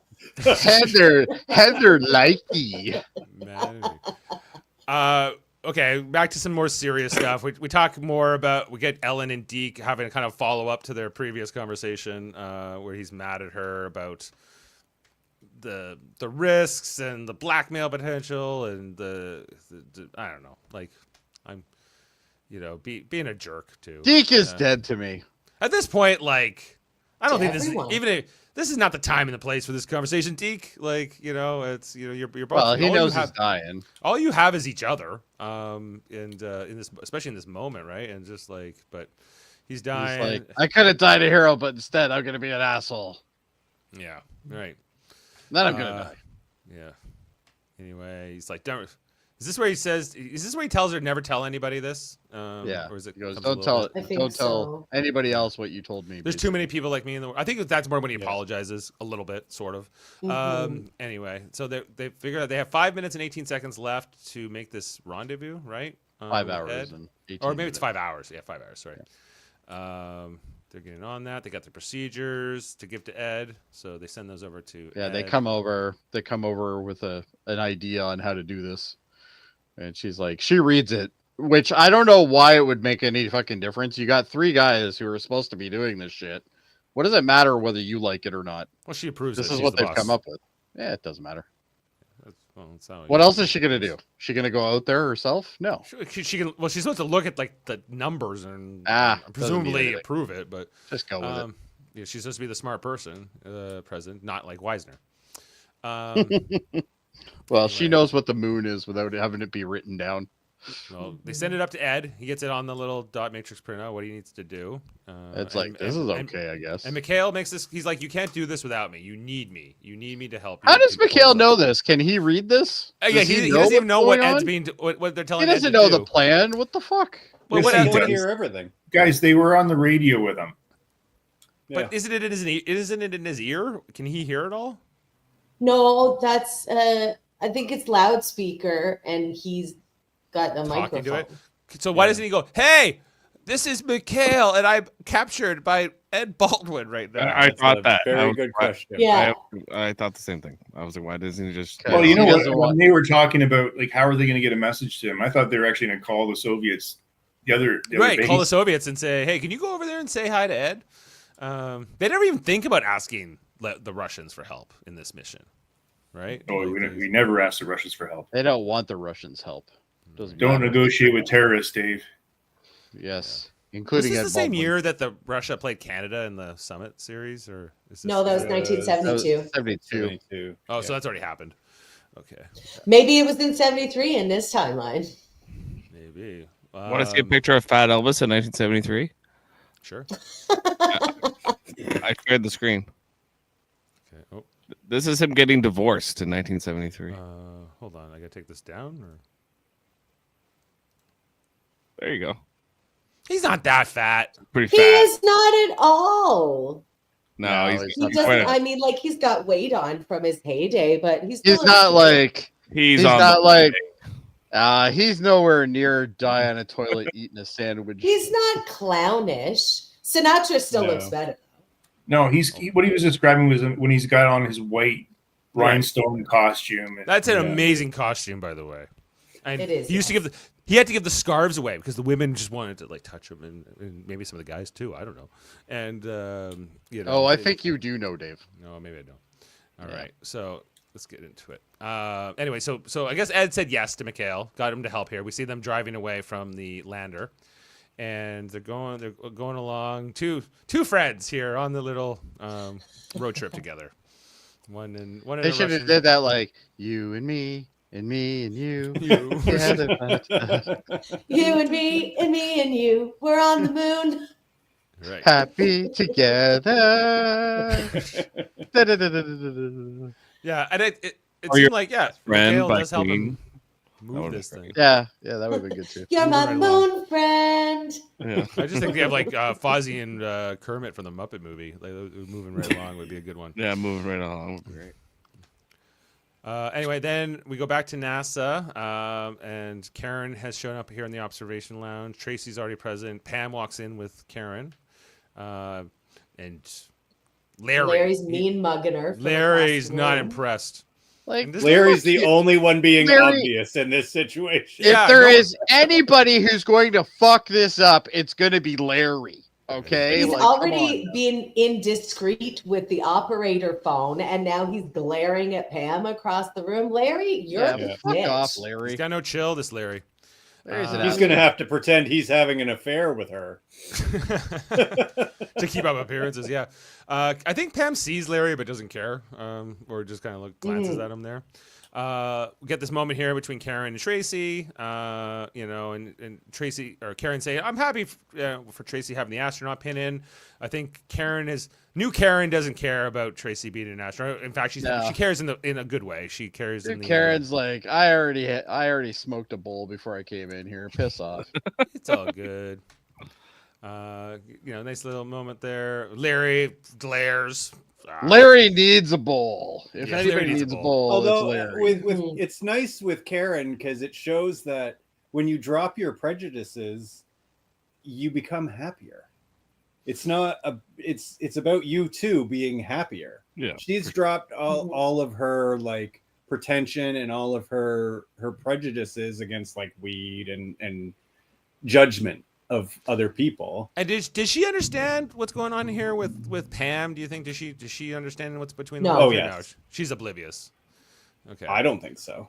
Yeah, Do you no, think I think she so. knows? No, I don't I know. think I think she has a I think she has suspicion. Why'd she invite her? It's pretty 'Cause I weird. think- I thing to don't do. think. I think Karen is naive to their relationship because Pam said that they are friends, and to me, there was no indicator at all that Karen was aware of that they're more than friends. But she impulsively, because this is new Karen who breaks the rules that doesn't give a fuck, was like, "Come with me, then. Come on, let's go." Yeah. But did y'all think that Karen suspects? Not or knows? necessarily. I wasn't sure. I was like, because she says, well, like me and Ellen became these great friends these last few years, and now I'm just like anyone else in the public. I don't know what's happening with my I don't friends. think so. I think, again, remember the times, and they're not thinking this way. Yeah. Mhm. That's, you know what, you might be right, because back in this time, everybody thought Liberace was straight too. True. Yeah. Elton John is well. Whoa, Yes. hold on. Uh, Liberace was gay? Said I think the joke in Austin That's Powers. the word on the street, Jody. Austin Powers. I can't believe Liberace was gay. Women loved him. I don't Women understand. Who would have known that? Wow. Next You you're gonna learn tell me Elton something John's queer gay. every day. Anyway, back to Mission Control. They're working on here this rendezvous here between Ed and 24. So Ed here is saying goodbye to Mikhail. Thanks him for the help. Sorry that I punched your head in. So long, and thanks for all the fish. Oh, and by the way, I sabotaged your vehicle, and that's how you got stuck here in the first place. Yeah, here you go. Here's your Anyway, back. love you. Bye. Here's the turbo for your motor so it can go over 20. There you go. Right. Have at it. Yes. Nice And by the little- way, bleach your damn suit. It should be white. Don't be yeah, a jerk. the pink suit is a little. It's a nice. Well, I choice. think it's more supposed to be like kind of like a Reddish? a rust color kind of thing. Rust Yeah. color. Rust. Yeah. Anyway, so yeah, like I guess these two are good. I feel like these two. I feel like I would have rather this storyline take place over maybe 2 episodes instead of just in this 1 episode, because I feel like It did. He tried to murder him in the last minute Yeah. of the last episode. yeah. And then the continuation in this one. Are you trying to tell me that I'm not supposed to try to murder my friends before I become? He's a Nice good with them. guy. Yeah. I think He's I what think I Jody want. was to me when I first met him, Heather. Yeah, I think Pardon? it works. It works fine the way it is. I think that these two have there's a journey these two go on together. It's just pretty fast in this episode.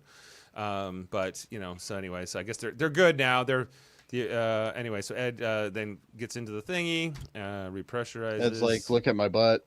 Look at my butt. Mhm. And now we're down to an hour, less than an hour before the window comes. Getting ready for this. Margot is still pissed off that she bought glasses that are far too big for her head. Then back to the They're movie They're here then. so cute. I love them. Ellie, Jesse, Raphael, Margot, Flight Control. Ed then launches here from the surface. I thought this was cool as the cosmonaut looks on. This was kind of fun. Yeah. And I don't know. There's something very ominous here, as he just has his visor down. We can't see him here, and Well, that's the whole point, though, because you see the liftoff in his visor, and then he looks over at the hab, right?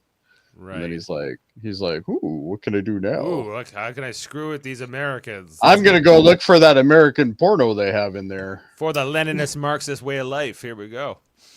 Yeah. That I didn't. It's very clear to me now as we're looking at that, but I didn't really clock that watching it that he's looking at the base and Yeah, thinking he of looks it. straight at the base after that. Yeah, that makes sense. Right. So you know he's Up gonna to do no something. good. How sexy is he now? He's pretty hot. Anyway, speaking of which, he's launching off here, heading up. Wait, can you go back to that diagram? Yep. What is that strange orb in the middle? It doesn't have a label. I don't know. It's can't not tell. labeled. I could never Oh, identify man. that. And if they I could don't make know. that graphic, why did she have to draw it on a chalkboard? That's a good point. Anyway, this is the moment here where Karen sees Wayne. Wayne's like, I am so baked. I don't even know What's what's up? going on. What's up? They're going somewhere, but I don't know where they're going. It's not labeled. Yeah, a little moment here. He's like, I'm so big. She looks at him. Me too. Me too. Yeah. See you later. We got a weed tornado going on. Anyway, back here, so we see 24 coming in. Helen giving Deke juice, Tang, I suppose. That's what the astronauts drank, and this is. I think they finally get on the communications here. Yeah, Ed's calling, and Ed's like, "Hey, it's me," and they're like, "We're here to rescue you, Ed." That was That pretty was- funny. And he's like, not exactly. Yeah. We're gonna get 2 astronauts killed in the process, but all good. Mission accomplished. Oh yeah, and this is where Ellen says, "Oh yeah, Deke's his normal charming, rosy self," and he just rolls his eyes. Oh, Can I So it's say- like he's half dead at this point. There's not much of an effort. I know they got 24 minutes, but there's not much of an effort to save his life. Like it's kind of like What, he- Yeah. She stapled him, Jeff. What's Okay, that? what more do you want? I just think like if they had had contact with NASA, it probably would have been a lot different. But Like, she's yeah, got no she medical can't talk to tools. NASA. They can't even walk her through. no, medical she's screwed. I procedures. get it, but there's just like And they only have so much room in that module thing to Yeah. do anything. Anyway, so Yeah, and he's like, "Get your mitts off me, lesbian. Get back to Yeah. your own side of the ship." don't tell anyone about this. Wow. Ed does get alongside them, Ellen and Deke, but their ship's wobbly. It's wobbling, and this is a Well, problem. it's And running spinning. on all. It's spinning on all different axes. But why is it doing that? Was that because the original rocket was? Because that they were left from? using. So when they were using the thrust was going on, and for them to stop the thrust, they did a reverse, but that wasn't enough. So then they used the little tiny maneuvering jets, Mm. which is what keeps it stable, right? So Right, with that, right. and then they ran out of that as well. So now they can't correct it. I see. So- Okay, got it. Can you And go then- back one screenshot? Yeah. Margot's got a huge pile of Tootsie Rolls This that is a- she's gone she has a through, problem. So She's this gonna give bitch herself is diabetes. stressed. And See, and the whole time we thought them giving her sauerkraut was a bad thing. Turns out it wasn't. They were trying to make her healthier. healthier. Yeah, there you go. Like is you how can't consume that many Tootsie Rolls and not die. Like don't be Deke. Eventually, it will get. Don't be like Deke. Don't Okay, be Deke. then you got so Pam and Larry actually choose to have a conversation here, which I thought was interesting. Not but- Yeah, suspicious which is at all. also Not which is suspicious at also all. another. Why would these two talk to each other? Like, I think this guy personally is working for the Russians at this point. Like that's the only thing that makes any sense here.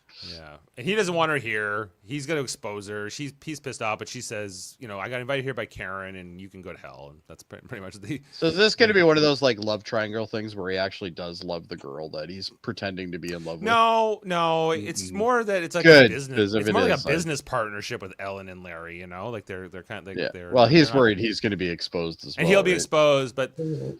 the other thing too with Ellen and Larry is that they have grander aspirations beyond just NASA, right? So anyway. Mhm. Here, so they have to get Deke back into his spacesuit here, as part of this. Well, yeah, they're- because she has to open the doors. So she has to open the doors. This is where he says, "What you told me, never tell anybody," as he's like clearly about to die Yes, here. this is where he says it for sure. And he said, "This is the closest thing to an apology she kind of gets." I wouldn't it have been suppose. easier for Deke if they just left the helmet off? Well, didn't she say here too? You're going to do great things. Yeah, he said no. This is where he's like, Yes. "You are good. When you talk, people listen. You're gonna go places." No, he like- said all of that before Mm. that. Yeah. And that it was before she revealed to him, and it Right. was that made it even more impactful because she loved and respected this guy, Right. and and vice he- versa. Yeah. yes, Turns and out he's all gone in an instant. Right. Yeah. Well, there you It's go. just like all the men in her life, Kevin. Yeah, Her well, father, Von Braun, now him. Larry. Oh, sorry, that's the other one. Pardon me. Yeah. Sorry. Anyway, Margaret. okay, so they're wobbly. So we're gonna throw the tank to Ellen. This is the plan now. And Weisner's like, "We're doing what now? We're I liked her reason though. Her reaction. gonna This play is football? such a great scene for Margot. She just says, "I'm in charge here, so you can either stay out of my way or fuck right off. Those are your options." And then she And turns every one of away the and gets command right center- back to work. claps. Well, and Yeah. what's his Fantastic. name? Fucking Gordo. G-Man there. Loves Gordo. it. Yeah, he's just like, yeah. And he just threw Even Bill is like, "Yes." Even bitch, Bill's that like, was "What's great. up? Good That's job." what's what's going on."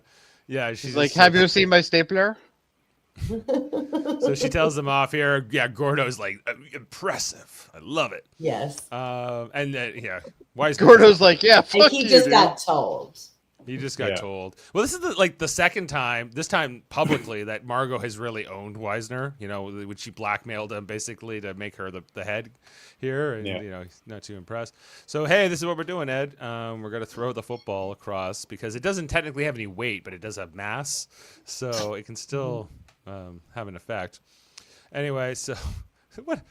I don't know. Like, does this feel like completely insane to anybody else? What they're trying to do here? Yeah. No, I but think this is cool. unlikely to work. I think this, especially on the first try, but I guess when it's life or death, you know, it could happen. Listen, you only get one try. Like, when she- why wouldn't they put a rope on it? Like, I mean, maybe I didn't have a rope on it. put a rope Right. on it. Maybe they didn't have a rope. Maybe they did have a rope. Oh yeah, this is where Wisner's looking down at Margot, all pissed off at her. For the comment. It won't matter, Wisner, if Ted Kennedy gets voted out. Anyway, so they're going here. She puts it on here. This is where she says goodbye to Deke. Like, this is the last time they make eye contact. And she puts it and on she here. does strap him in too. Yeah. If you notice, she actually tethers him as well. I guess just in case he gets thrown out or something. But Yeah, and everyone's just waiting back here at control, waiting to see how this is gonna play out. Ellen, see come now, out. go back to one more. There you go. That's it. No, there, that one. So this is where it makes me think she knows what's actually going on. Like, Well, she's aware of this. I think Karen's noticing that Pam's reaction is more than a concerned friend, maybe would be expected to. So maybe she has some hints without outright knowing. Yeah, maybe. Anyway, so yeah, Ellen going along here, getting ready for this maneuver, where Ed's gonna throw her, you know, like a big tank of gasoline or whatever it is, or rocket fuel. Yeah, what could go wrong when somebody could go wrong hurls here? a big, huge fuel cell at you? Yeah, like this seems plausible. It's like sports, right? Joe Namath. Yeah, Gets but referenced. here's the thing: at this point, there's nothing to lose. They're gonna die. They're all gonna die. Like, Ed's Anyway, gonna die. If he doesn't throw it, they're gonna die. If he does throw it and they miss, they're gonna die. Like, Right. this is worst case Ontario, right? A Hail Mary. Ed didn't have to go out. He could have Ontario. stayed on the moon and still been okay for a while. He could have been like he could have waited for another rescue to eventually come. Yeah, he didn't Yeah. have to. He didn't But have yes. to go risk his life here. But No. you know, he's going to do it. He's Ed Baldwin. He's not Right. gonna stay down there. So they're all waiting to see how this plays out. It's like it's He very, goes, very. I tense torture moment. people. This shit's easy. It's a very tense moment. He eventually throws it. You see the distance here. It's not like crazy, but you're also orbiting the moon while you're doing this. I think it's a lot Is further. that what that is, Dave? Yeah. Well, I didn't know it on wasn't labeled. It wasn't labeled. Actually, I can't be sure. And It's so, you know, Ellen's coming. That along. shot where you see both spacecraft and the tank between them, that's beautiful. The way they've done that, the way it's lit from the top and everything's lit, really, really, really cool. It's the moon. It's Yeah. the moon. So it's coming along. Ellen going to grab it with her little tether, and Don't do it. no. Okay. Does anybody else think this is the stupidest fucking way to handle this? Like, Yes. why don't you grab onto it first and then try to tether it? Yes. Like, right now, basically what you're doing is the equivalent of fishing with a hook and attempting to get something that's moving. He tells her not to because of the mass of it. She can't catch it. She Yeah. has to tether. Well, it. that's true. Yeah, I guess. Okay. So that then makes she I guess misses that it. makes So sense. she does this daring thing to go after it. She like just dives off the ship. She dives off overboard and goes after it here, and she manages to hook in her tether just in time before it gets too far away from her, and then she's able to hold on to the line. And then she keeps going, of course. But she gets jerked, and at that point, it's like, there's no way she would have been able to recover from that. She would have been flying away. This is Ellen Wilson. She can do it. That's true. That's right. Yeah. She grabs it here. She needed those things like George Clooney had in, with the little... There is no greater power in the universe than that of a lesbian in space. That's simple. That's right. And you know what? Lesbians are amazing with carabiners. They always have some, and they're ready to put them on at any time. I'm telling you. But they got to clip them to their Subarus. It makes perfect sense. That's right. You got it. Jody knows gay culture. Subaru Outbacks, baby, and they got to be green. Plaid shirt. Plaid shirts, yeah, of course. Plaid shirts and our Well, our favorite lesbian has managed to capture the tank. Well She done, did it. There's a Ellen. huge celebration, of course, as everyone's relieved. Everyone thinks everyone's gonna be okay now. Everyone's gonna live, and it's the joy. Even Molly Deke's dead, smiling. assholes. You know, Stop smiling. Deke's dead. That's Marge. the happiest We don't Deke's know wife yet. will be. yeah, forevermore. And they're coming along here. Anyway, lots of celebrations, lots of handshakes. Good job, Margot. You told that guy off. And we got this going here. Even Well, I Larry guess looks over. Deke had to die because that's the only way Karen's going to take over the group, right? What do you think of that moment here between Larry and Pam, where he looks at her, he's like, okay. Oh, he was glaring at her a minute ago, and now he's all happy. Oh, my wife's alive. Sorry about your closeted secret love. I think Pam should have just flipped him the finger. It would have been great. Be like, fuck you, pal. That would have been good. I don't think that gives it away. It would just be like, what was up with that finger? I don't know. Is Pam getting really jaded by this whole experience? I feel like she's hating life. Like she's like this. Yeah. sucks. No, she's gonna feel she's that way. definitely- I mean, She definitely hates that guy. I can tell you that. I just think like She's not this whole thing not a that she fan. had to keep this secret. I think she hates it. Like I think which rightfully so. Yes, but, like, because she's willing to be out, but Ellen is not. right. But so there's no choice for Pam in this. Gotcha. Okay. Yeah, I think. Ellen comes back to the module here, the ship, and she celebrates. She's like, "Wasn't that great?" But I guess Deke missed it because Deke is no longer with us. He has died in his suit here, and Ellen's sad. We see the corpse of Deke, no more. And everyone, Danny and Gordo get the information first back here. They get the news, and then we see Buzz and Margot react. They come over to tell her, and of course, Marge was celebrating, but then she picks up on it immediately. She just looks over here, sees them having this kind of sad conversation, and then they look at her, and I think she's just like shocked by. Well, this, she must have knew at that point that he. Well, I guess she wouldn't have known he had an injury No, they I don't didn't. know. Know. No, because No, they they have didn't no know anything. communications. They didn't know Yeah, anything. because they don't have any communications with that ship yet. Yeah. They just knew No. Harrison was dead. That's the only thing I think they knew for sure. Yeah. And and so. But she knew right away. To me, that's what was conveyed in that look when she saw them talking and then looking back at her. She knew right away. Even before, it Oh, felt like yeah. she even knew before they looked at her, right? Yeah, And, yeah. And she, waiting for it. And he goes, "I regret to inform you," and so and then. Mhm. That was very, very sad. I cried both times I watched that. Yeah, I cried when I watched this. I cried for Deke. I didn't. No cries for Deke. No cries No. for Deke. And then this is part where Karen hugs Marge, and then Marge like starts crying. It's pretty. It's a really good performance here yeah. by whoever plays Marge. And Pam clocks that. Realizing that how life and death this is. And of course, I still Marge say is- her giving the finger would have been better. And I also think it's implied by Pam sitting alone and looking at Larry, who was allowed to freely celebrate Ellen's living, and then looking at Marge openly grieving her partner's death, that Pam is also realizing, I'll never be able to claim that for Ellen. Any happiness, any sadness, if something happened to her, I could never publicly grieve that. And that's something that I have to bear alone.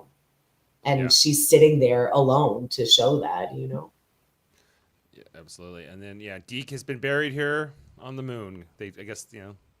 We skip forward a little bit here. First man ever buried on the moon. But there's no air on the moon, so they could dig him up in like 20 years and you'd still be fine. that's right. That's true. Yeah, he'd be preserved well. He'd be mummified. Might be that's a exclusive service. Is it like a Weekend at Bernie's kind of thing though? Like, That's only if you subscribe to Moon Premium. Oh, gotcha. And Moon who's here? Plus. Ed throws his astronaut pin here to into the moon dust. Why does Ed have his astronaut pin with him? It's It's Deke's Deke's astronaut pin. It's Deke's Okay, well then why does Deke have it? Because it was on Deke's body. It's a formal pin. You only wear it with formal dress. No, it's on your collar of your spacesuit, I think. No, that's Also- I find it is hard to that- believe that a pointy object would be on somebody's body in a suit. Is I think that's is a bad that- idea. Is that Deke's? That's what I thought. I thought it was meant to be Deke's. I thought it was Ed's that he I gave thought it was Ed's because they You don't get get when it they until you come get back. Oh, you're right.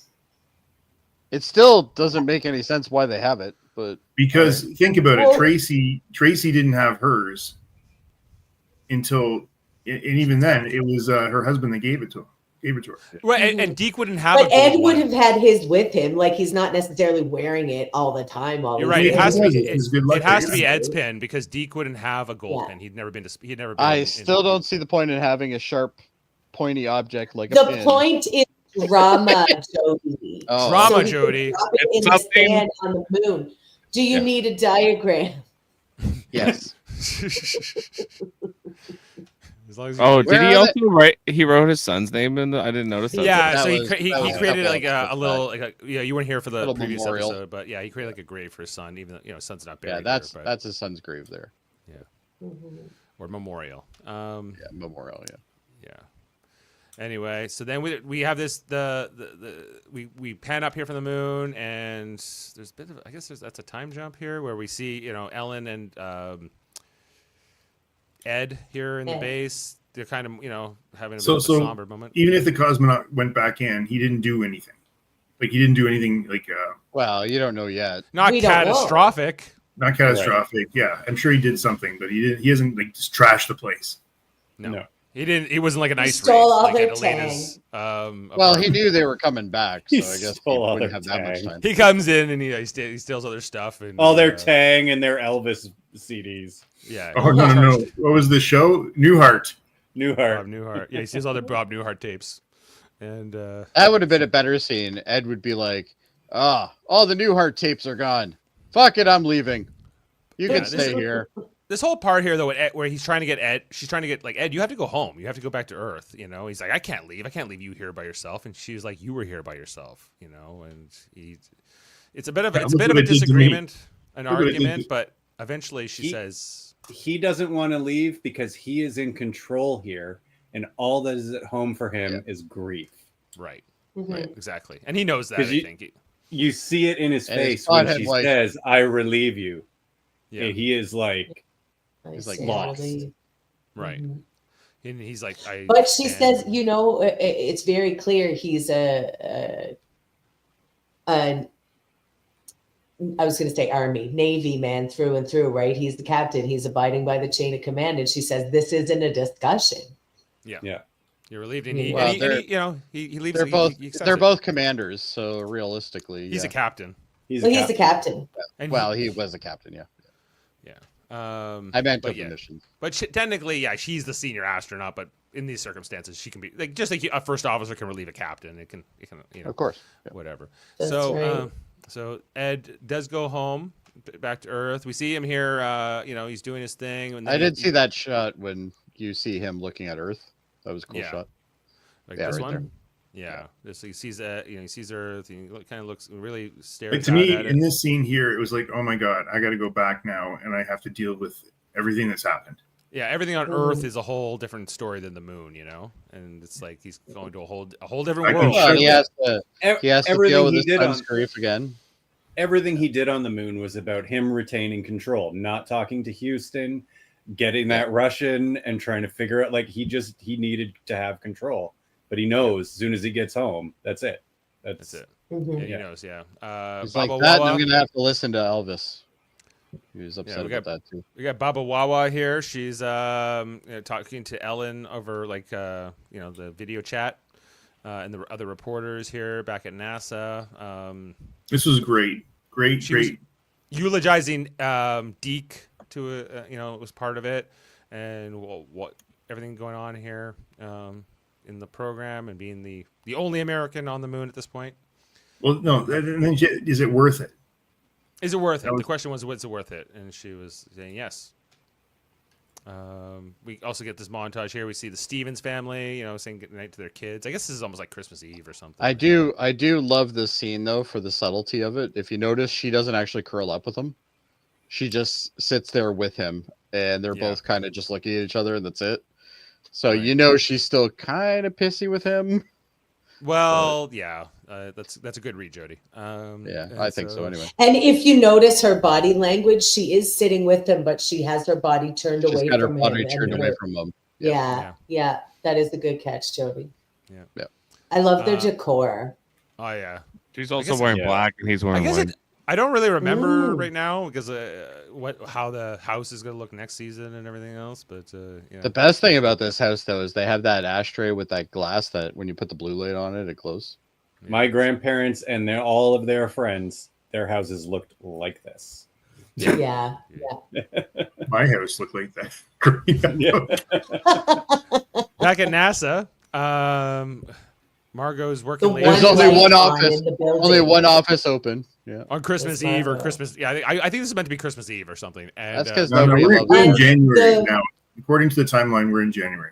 okay, so maybe it's like New Year's The Eve or something. voiceover is Ellen talking on the TV, and when it shows Margot, what Ellen is saying is push ourselves to even higher limits. Right. Margot And gets a so glass we of milk. see Margot alone, the only person in the building working, pushing herself. Yeah. She could have been with Aleda. She could have, but she doesn't want that responsibility. She's busy with work. Go be homeless on the street, kid. You'll figure it out. You'll figure it out. You'll be fine. Mm. You're smart. Shove your clothes in a bag. Let's go. So what's And the then we deal s- with the metronome? That's what I was trying to figure out. Well, she's like, she's like a jazz pianist and whatever. But remember, there was a scene at the beginning, one of the first episodes, where she was trying to do some kind of calculation, and she put this on, and it calmed her down. Okay. Yeah. So it's her coping. It's device. like her self-soothing, like the Tootsie Yeah. Rolls and the metronome. And I like this scene too, where you see Ed like basically bawling as he's coming back in. Yeah, we see him in re-entry, and he's just, finally, So finally, sad. Well, he's just releasing everything, right? He's Yeah. just. like he's no longer. So he can bottle it up again when he gets home. Healthy Ed Baldwin. Well, not so Yeah, much. but who's he going to yell at and treat shitty? His son is dead. Karen. Probably his Karen. wife. Yeah. Yeah, maybe he'll have more kids. We'll see. Maybe Or maybe me, he'll move to Mommy Russia. Ed. Yeah, Maybe he'll move to Russia we see here Aleda's and father become an is- Elvis impersonator. Yes, perhaps. Aleda's father here back on the bus, I guess heading to Mexico. Looking here at a photo of his, his wife, his late wife, and Aleda when she was younger. As Aleda is now, I don't know. How could I think anybody possibly relate to this information? I don't get it. I don't know. Aleda is it, I don't know where Aleda's meant to be exactly. I think it's just somewhere in Houston, but. Yeah. One thing about this show, like, I'd like to know what month it started, but like I've been to Houston and it is hot. And In December? well, not Everybody's wearing December, sweaters. but sometime in the year, like they've had. This is definitely the fallish area based on the light. We know right it's now, Christmas this is and or January. January. Yeah, Yeah, which I doesn't get make it. any sense. Yeah. but we've seen them in coats, and then, like, I never, it's never really that cold. down Houston in the summer is one of the hottest cities you'll That's- ever. it's be. awful. Awful. Yeah, it's awful. It's like because it's just close enough to the Gulf. Well, this wouldn't be the summer, but No, this is Well, it's a January. good thing she doesn't have anywhere to live then. I hear the elements are really harsh. anyway. We see That's here. very He'll figure it out. We see here Yeah. Karen and Ed is going back into Shane's room for the first time together. And part of this would suck. This would suck. the Houston Astros pennant's pretty. That's pretty Houston cool. Astros. We see that Shane had that plaque that would have been on Apollo 11. If they had been first, still in his room. For all mankind, of course, and then we kind of come back to the end of Ellen's answer to that question: is it worth it? Is there anything you want to say to someone you really love out there? What's being far out? She's like, I do, and like Pam's like, she's gonna say something to me. She's gotta say she loves me and she misses me and everything else, and then she says Larry. And she doesn't even try to say something generic so Pam could know it was for her. I thought, and I also like that they showed Pam in a big crowd of people as a callback to what she said earlier. I'm just another person who finds it along with everyone. Right. Yeah. Good note there. Yeah. So yeah, then Ellen, she ends the broadcast, and then we kind of see her drop the mirror, and I guess she has some bad feelings about this, but this is what she chooses. And she sees that ant going along. I guess this is one of the ants that Danny's ant trap or ant farm had released earlier. Just walking along that printer. She gets very fixated on that ant. I wasn't quite. There's no damn way this printer's still printing. Well, I don't know what to say. And back here on the moon, this is where we start pulling away. We get everybody just wants to rule. Is that Dire Straits? Is that who this song is? Tears for Fears. For Fears. That's Tears for Fears. Close enough. Come on, I like how Jeff knows better. If it isn't the band, he doesn't know. Jeff's like, no, it's Tears for Fears. And I think my wife was also probably saying that. Anyway, so they're pulling away here, and we got it's the credits, and I was like, there's no way that they're not showing us the jump here. So that's why I messaged all you guys, like, watch this post-credit scene that's coming up, and you were like, seriously? Very good year. I turned it off like an hour before you messaged that, so it was like, shit, now I gotta go all the way through it again. Yeah. Luckily, it's not long. So here in 1983, we see that they're shot from the South Pacific Ocean.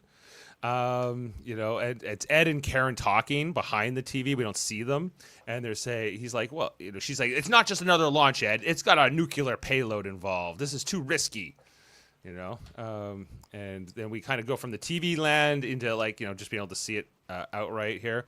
And this massive ship, as we see like an aircraft carrier in the background as well, going along. Like, how do you know how you would pull this off? I can tell you. Fun facts. Okay. First I think it's a small rocket like a Saturn V, but no, this thing is gigantic coming out of the South Pacific Ocean, and it is got a lot of thrusters going on here. And boom, and there's a lot of fire, and that is kind of like the quick little thing that takes us up here as our teaser for season 2 in 1983. Now, I think this is super cool. And they're thick boy, long boy. And they're talking about there's plutonium on board, and what if it blows up? Now, maybe I'm not so savvy about space travel, but why are they showing us this? What does that imply? That they're putting a nuclear reactor on the moon? Or Yes. Or nuclear weapons, I suppose. Personally, I think it's when that rocket hits 88 miles per hour, you're going to see some serious shit. That's right. Yeah, big rocket, and that is your intrigue for the next season. And I thought, Jeff, you'd be happy about the progress. Like, they're jumping ahead. You're like, no, they got to be invested in these characters, and we're just going to skip 8 years of their lives. I like the 70s more than the 80s. The 80s, It's because you were born at the end of the 80s, and you never got to experience any of it. I love the 80s. I love the 80s. It's like best time ever. 70s. Oh, dear God. I lived through the 80s, and it was terrible. What are you talking about? You got any nostalgia for the 80s, Kevin? I do not. No. Okay. Just checking. All right. Fuck.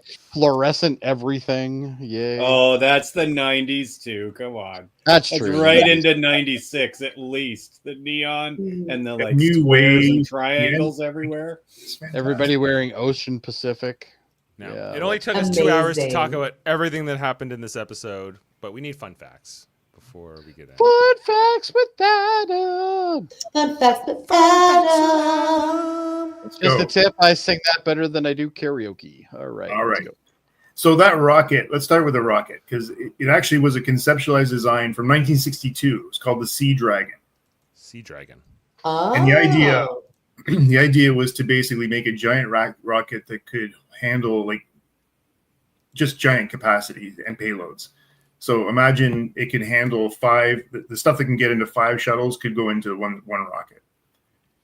But how did they get it in the ocean in the first place? Hold on, let me get there. So it would have been 490 feet long and 75 feet in diameter. Massive.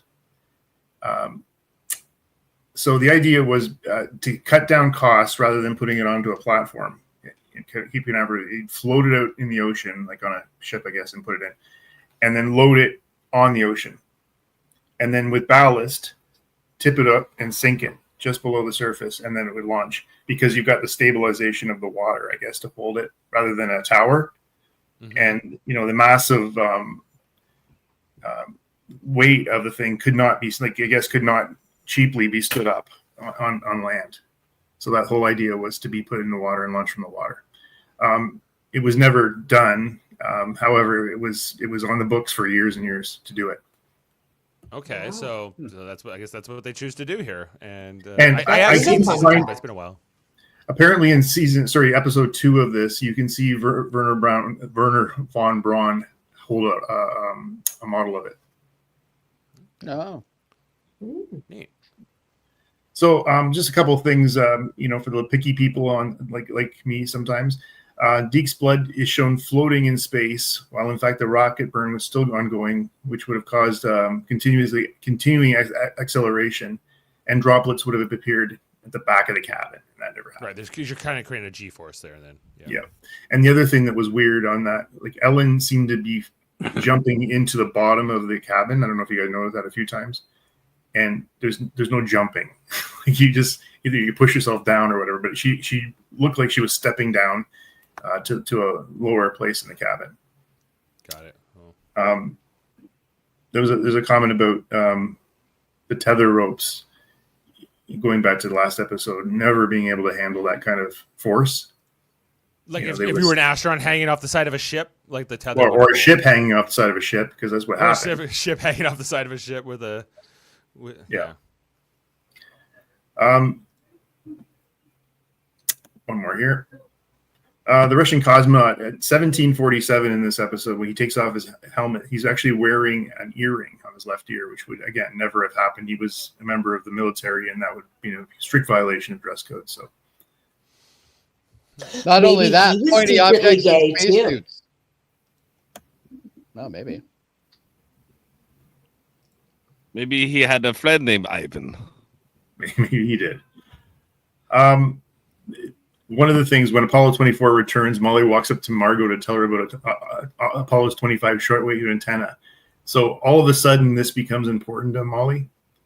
Like, you think that maybe when they landed, she could have radioed it in, or when they were coming back to Earth, they could have radioed. Here's the condition of the rocket that's going out into space. You can't talk to them. Yeah. No, that would have been important. Yeah, you wouldn't want to give that information. You wouldn't want to bury that. Like, say, hey, I think maybe this is the problem later on. No, she wanted to tell Margot to her face to make her squirm. Maybe. Like, Actually, remember how you tried to kill me? Now I got some advice for you. Yeah. Maybe I'll try to kill you in the future. We'll see. This is just a few more, guys. I got a problem. The actual character who plays Ellen, Jody Balfour, identifies herself as being a lesbian as well. So she's actually, and played Jody. She played another character in Ted Lasso. Her name was Jack on that, and she had a love interest with Juno Temple's character.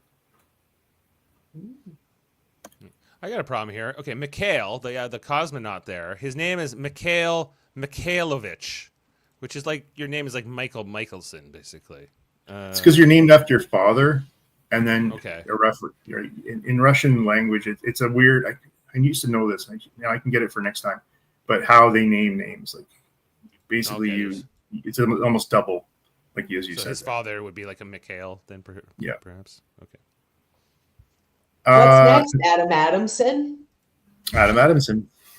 Okay, this episode also, so we lost Chris Bauer, who was Deke Slayton, but we also lost in this episode Rebecca Wiskocki, who played Marge. That was her last episode. Oh, no more Marge. Well, we don't need Marge anymore. No, Marge goes to wherever. Now Karen will be the new head of the women. Yeah. Well, or will she? Maybe it will have to be somebody else.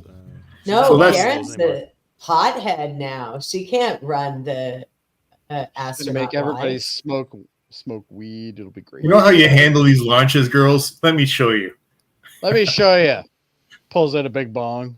That's right. So, guys, I'll leave it there for tonight, and that was a great end to first season. Yeah, thank you, Adam. Yes. I appreciate that. Let's get into Fun our facts. ratings and get it out of here. All right. Oh, there we go. All right, Jeff, you go first. What do you I'll want to give rate it a this 10. episode? He's giving it a 10, everybody. He went from a 6.9 in the pilot to a 10. Mm-hmm. So that's pretty good. Heather. It's a 10 for me. I love this episode. What about last week? What was your last week's? yeah. Last week, I will say an 8.5. Okay. Kevin, for this week? 10. This is great. 10. Wow. Do I think this is a 10? This is good. I cried. I was excited. I wanted to keep going. Yeah, it's a 10. All right. Adam? Oh, this is like this cast, this acting. I love it. Number 10 for me. All right. Jody, don't let us down. 9. Jody. It had flaws. Sorry. Yeah, it's not as What good were as the flaws? Deke was. Never one of them. mind. We've been here 2 hours. Never mind. I accept you. You gave Into the Abyss a 10, though. That was your perfect episode. So That was a great episode. It really was a was. good episode. It really was. It Okay, was better well, than this episode. That's why. so I yeah, gave it to we're averaging 9.8 because of Jody. So Because of me. just Yep. think about that. him. I stand by that. Yeah. And just I haven't made a card for it, but looking ahead to season 2, episode 1, which is titled "Every Little Thing," will be our next episode. And of course, it's 10 years after these events, and it's going to be very focused on Jamestown and what it's become. Now we're in the 80s. We got our Game Boys. Yeah. Yeah. Well, Well, that's that was exciting. That was 89. So Yeah, no, that's technically. great times, everyone. I really enjoyed the season. Thanks to the whole panel for being here every week and doing this and talking all about this show and getting into it. Really means a lot. To all our viewers, listeners, and the like, we really appreciate it. Make sure you leave comments and let us know what you think of the show and our discussions about For All Mankind. And if you haven't checked it out, you're probably not listening right now. But if you happen to be, then go back and listen to it or watch it and all that. And then we listen to might our actually show. start one on time soon. Yo, let's not get crazy. all That's right? not Maybe in the 80s. maybe in the 80s. We're in the 80s now, guys. We have digital watches. It's fine. We know Casio. certain things. We know about Casios now, and I don't have my Casio on, but I do have a Casio. All right. Also, make sure to check in on Thursday this week. We'll be doing our next review of Star Trek: The Next Generation, Season 2, Episode 19, Manhunt. I'm going on the Manhunt with 3 women. I'm going with Heather. It's Becky Robinson and Jane will be our 3 panelists. So we're talking all about it this Thursday. Loxana Troy. Oh, Mick God, Fleetwood. Roxana. The from Fleetwood incomparable space icon, Loxana Troy. I can't wait. Mac. Are you dressing up? Oh, absolutely. Okay, I I've got have to. help. Oh, it's going to be so good. I can't wait. Loxana forever. Are you gonna have the 5 rings or? No, they're in my closet at home, Okay. just like Ellen. Holder of the Sacred Chalice of Reeks. What about the Chalice of Reeks? You got the Chalice of Reeks? Yeah. Yes, I will be drinking from the sacred chalice of Reeks. Oh, there you go. Daughter of the You're good. 5th house. All right. Okay, well, that's it for season 1. We're done, and we've been on here for 2 hours, so I'm going to promptly end the show. So thanks to everyone. Thanks to Jody, Kevin, Jeff, Heather, and Adam, and all those out there. We will see you next time. For All Mankind. Have a good one, everyone. Good night. Beam up some Star Trek content with Live Long and Podcast. Tune in to X-Rated, the X-Men animated review show. Artistic interviews with graphic histories. A roundtable movie discussion with Hey, did you see this one? And movie reviews with Hold Up, a movie podcast. And while you're at it, spin a few records with Eamon on Track. Watch us duke it out on trivial debates. And let's chat about TV with the Super Mater Brothers. It's all here on the United Federation of Podcasts.